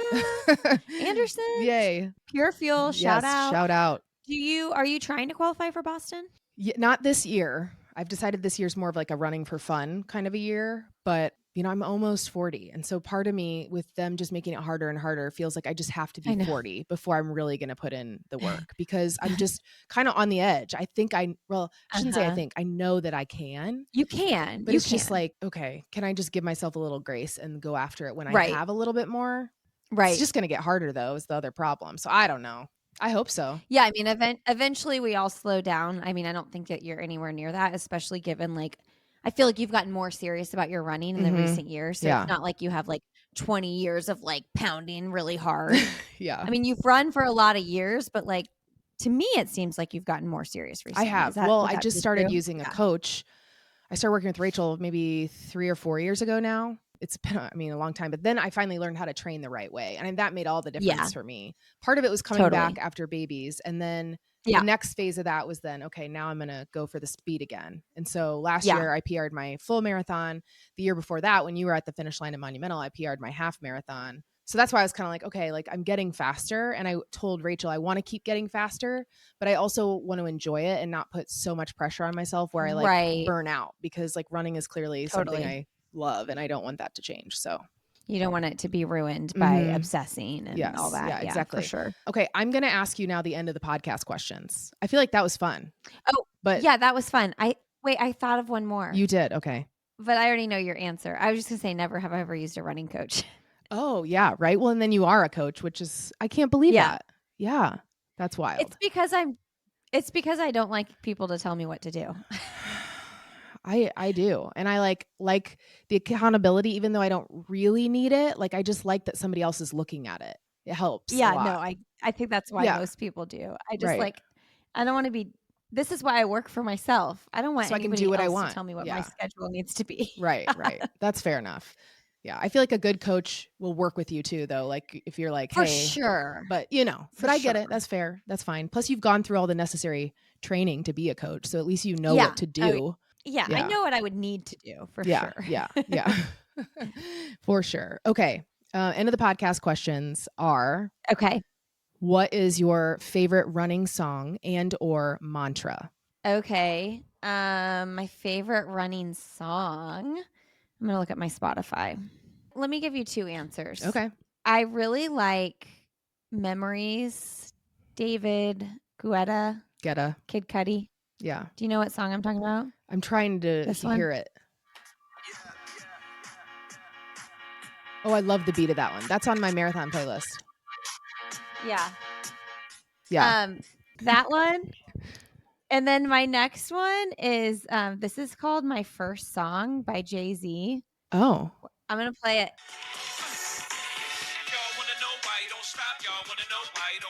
I don't think I've ever heard that song.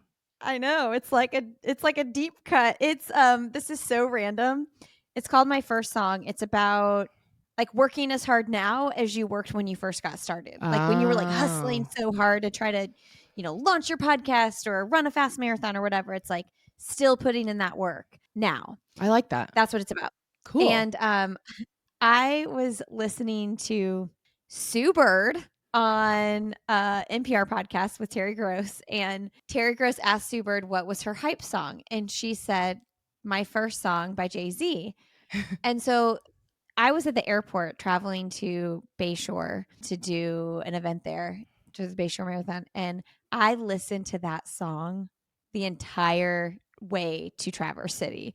And I was like, I'm obsessed with this. And it kind of like gave me good energy to like prep for, I was interviewing Des Linden live at the Bayshore Marathon. Yeah, no big deal. And it gave me like energy to like bring as much research and prep for that interview as I used to do at the beginning. So yeah, that's my other one. That's I love a really song. good one. I like that a lot.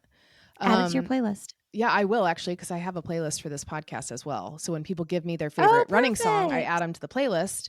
And then when I listen to that playlist, which I've been trying not to listen to music as much, which is good, but when I do, I'll put that playlist on and then I can think of the person whose song it was. Or if I don't remember, then I have to go look it up because it'll drive me nuts. But it's really fun. I love that. Yeah. Yeah. Yeah.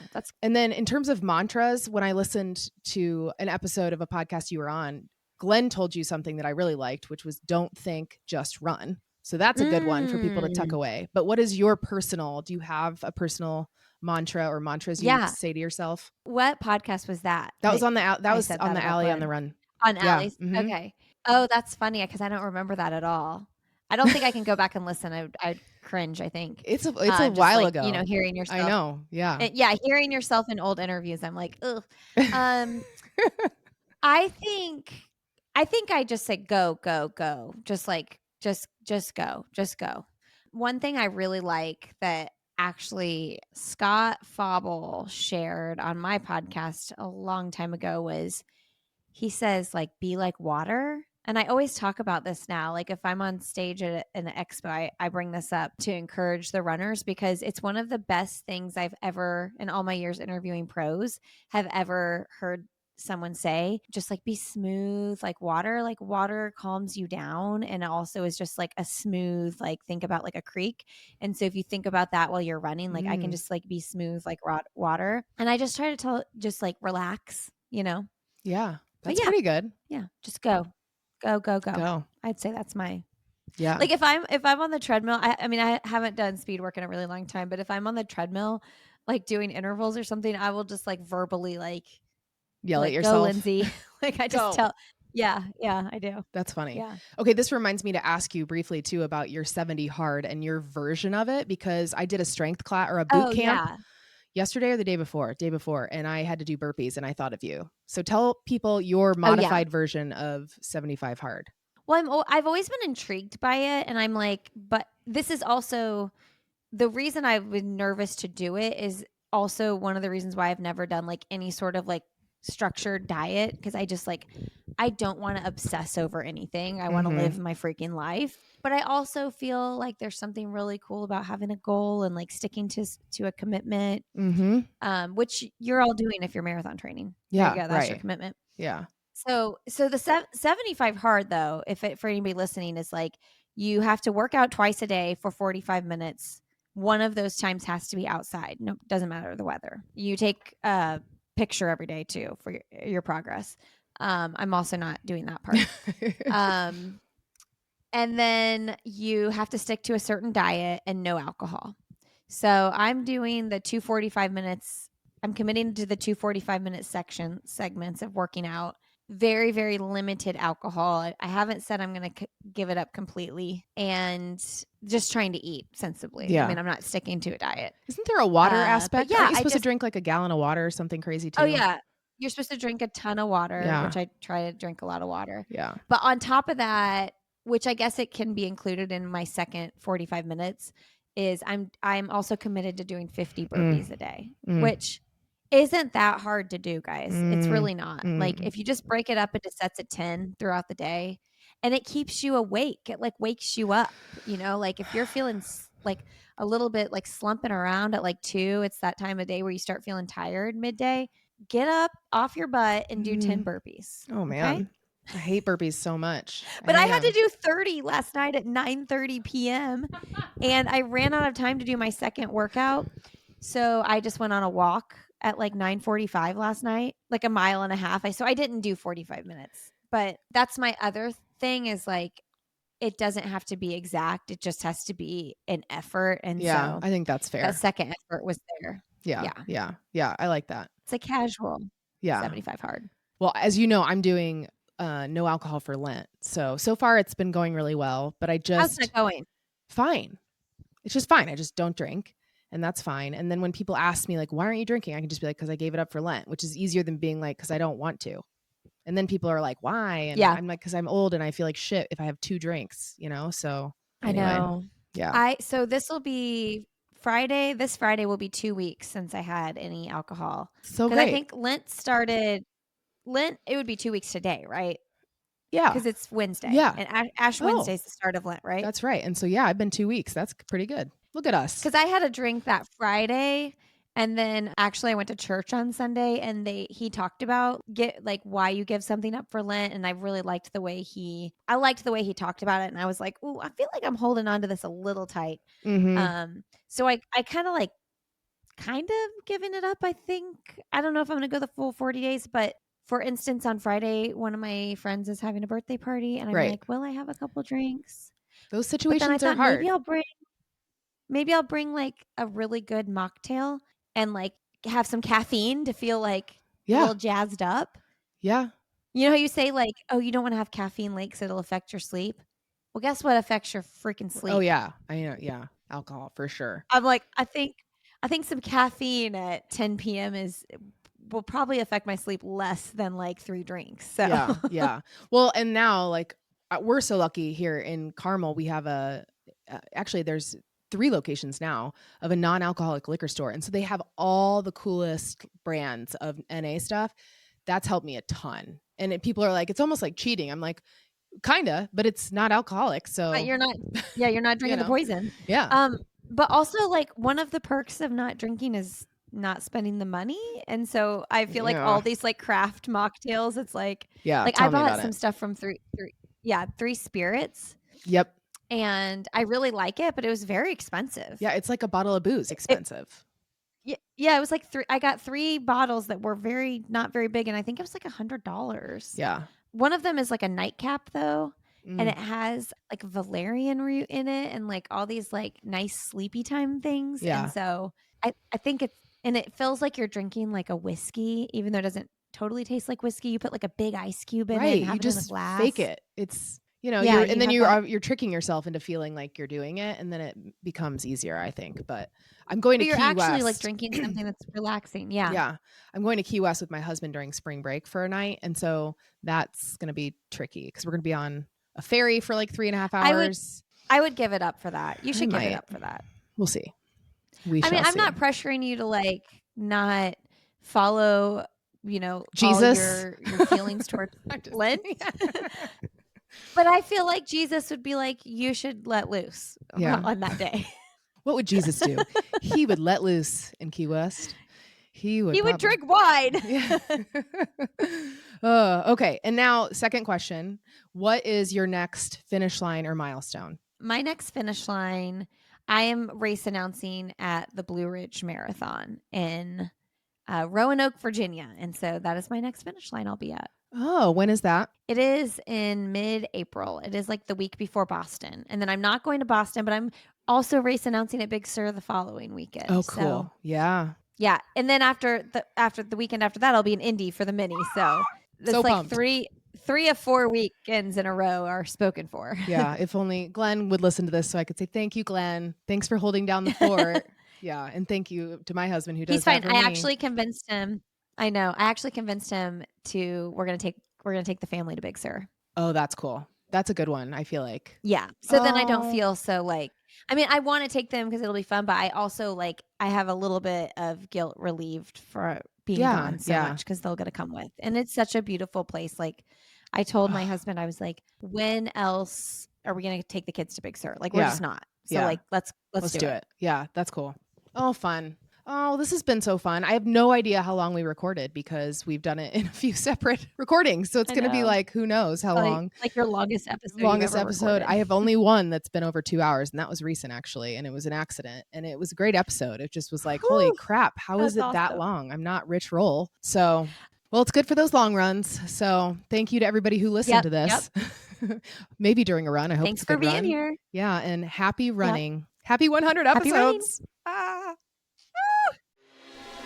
If you enjoyed this 100th episode of Finish Lines and Milestones from Sandy Boy Productions, please go share, rate, review. You can find me on social media at Allie, ALLYT, Brett, BRETT, Allie T Brett _runs.